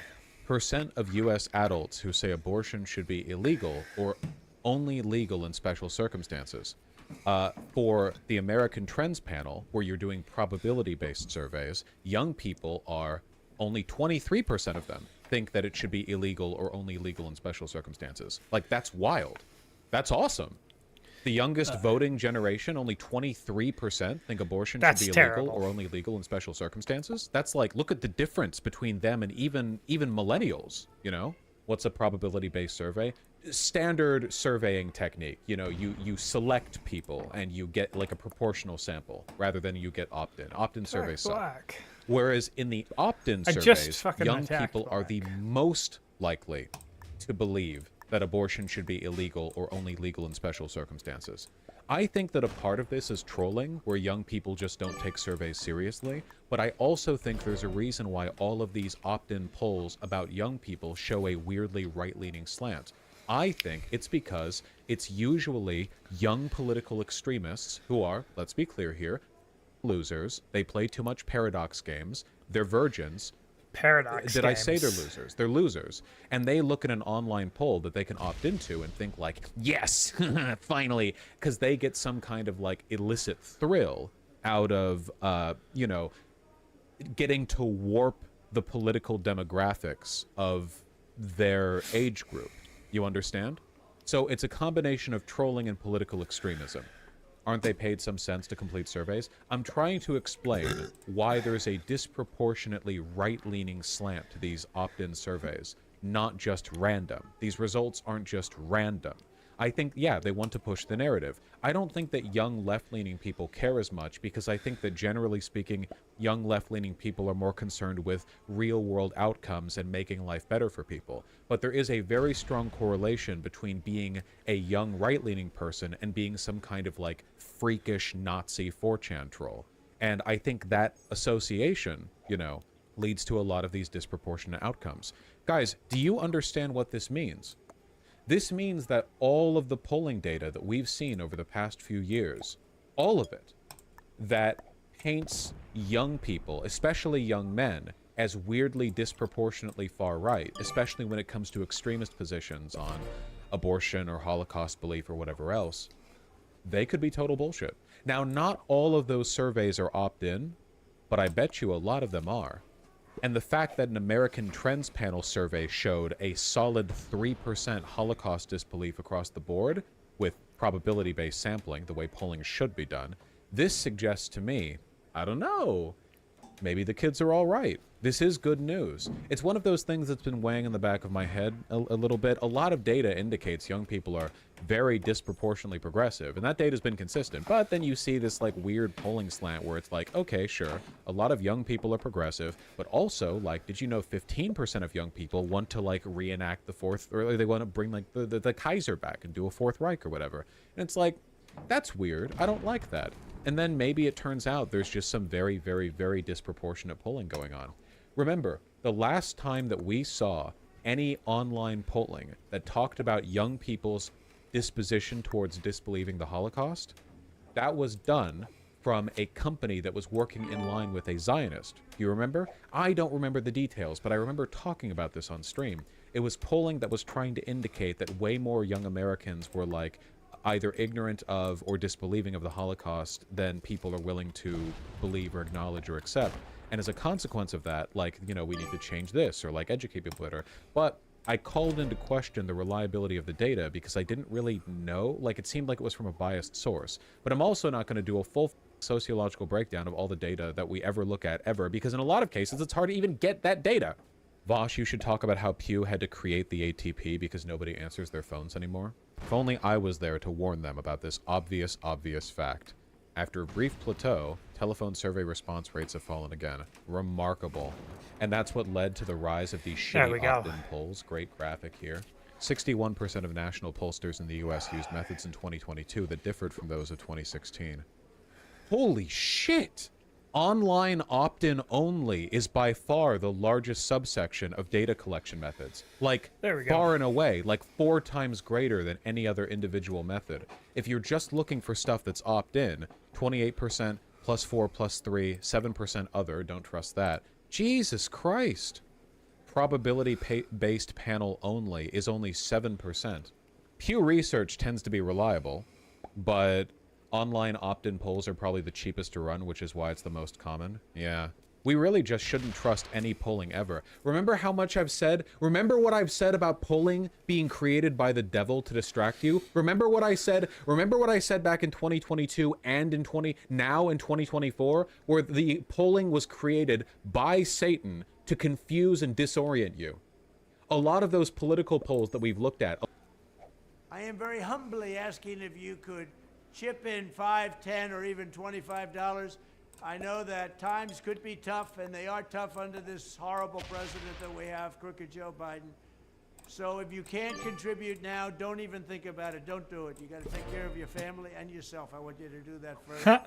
But with your donation today, we will.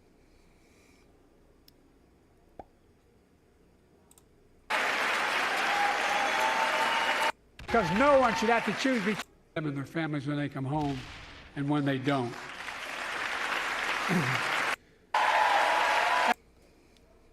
puts this forward as the worst thing since the Civil War and the kind of threat to democracy that Putin invading a country represents.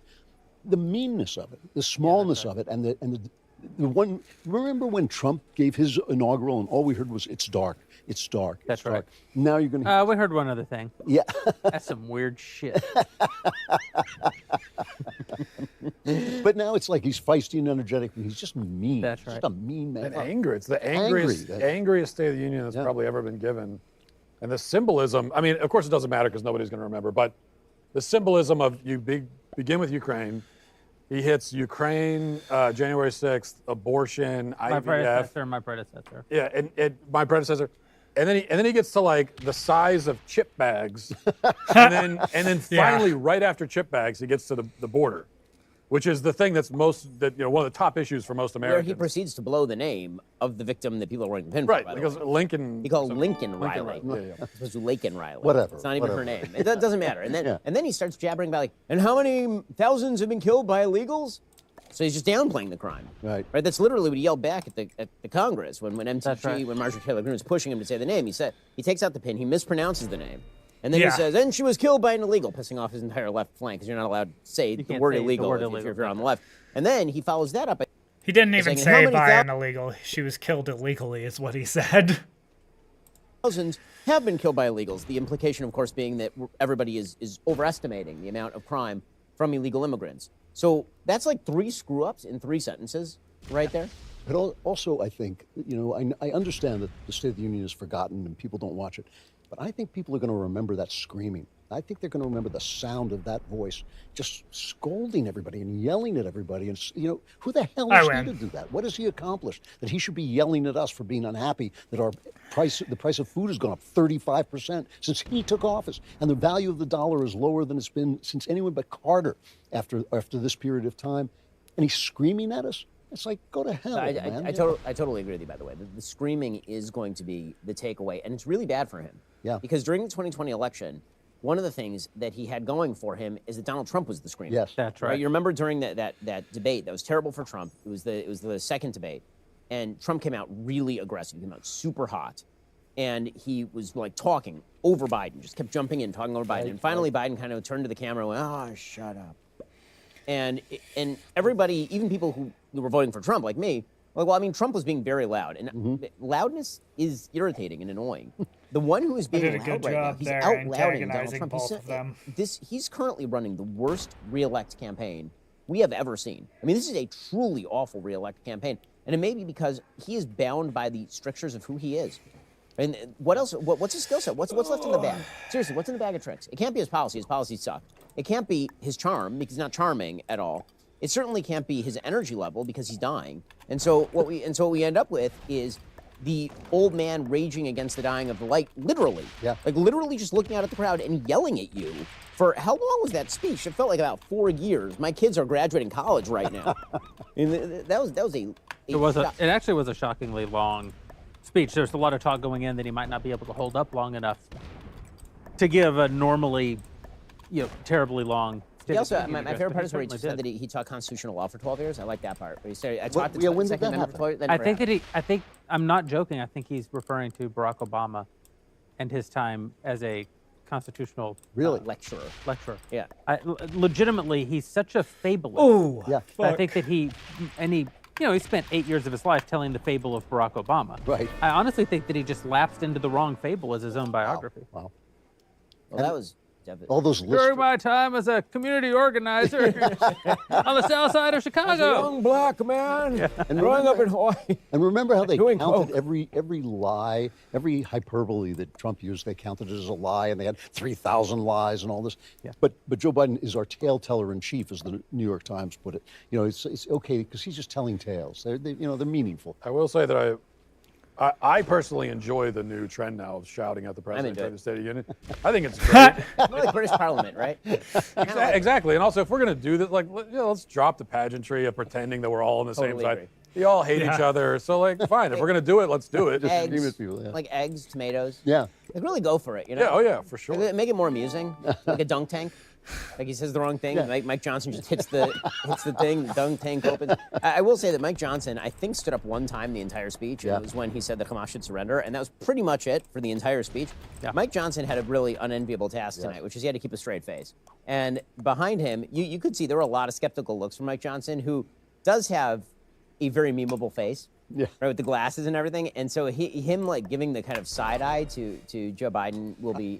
I was sorry he didn't tear up the speech at the end. You know, like let him come. Yeah, like fucking what's her nuts? Why can't I even think of her name? Like Nikki Haley? No, I'm just kidding. But Nancy Pelosi. Beginner. Yeah. Kind of what I thought. All right, well, I'm done.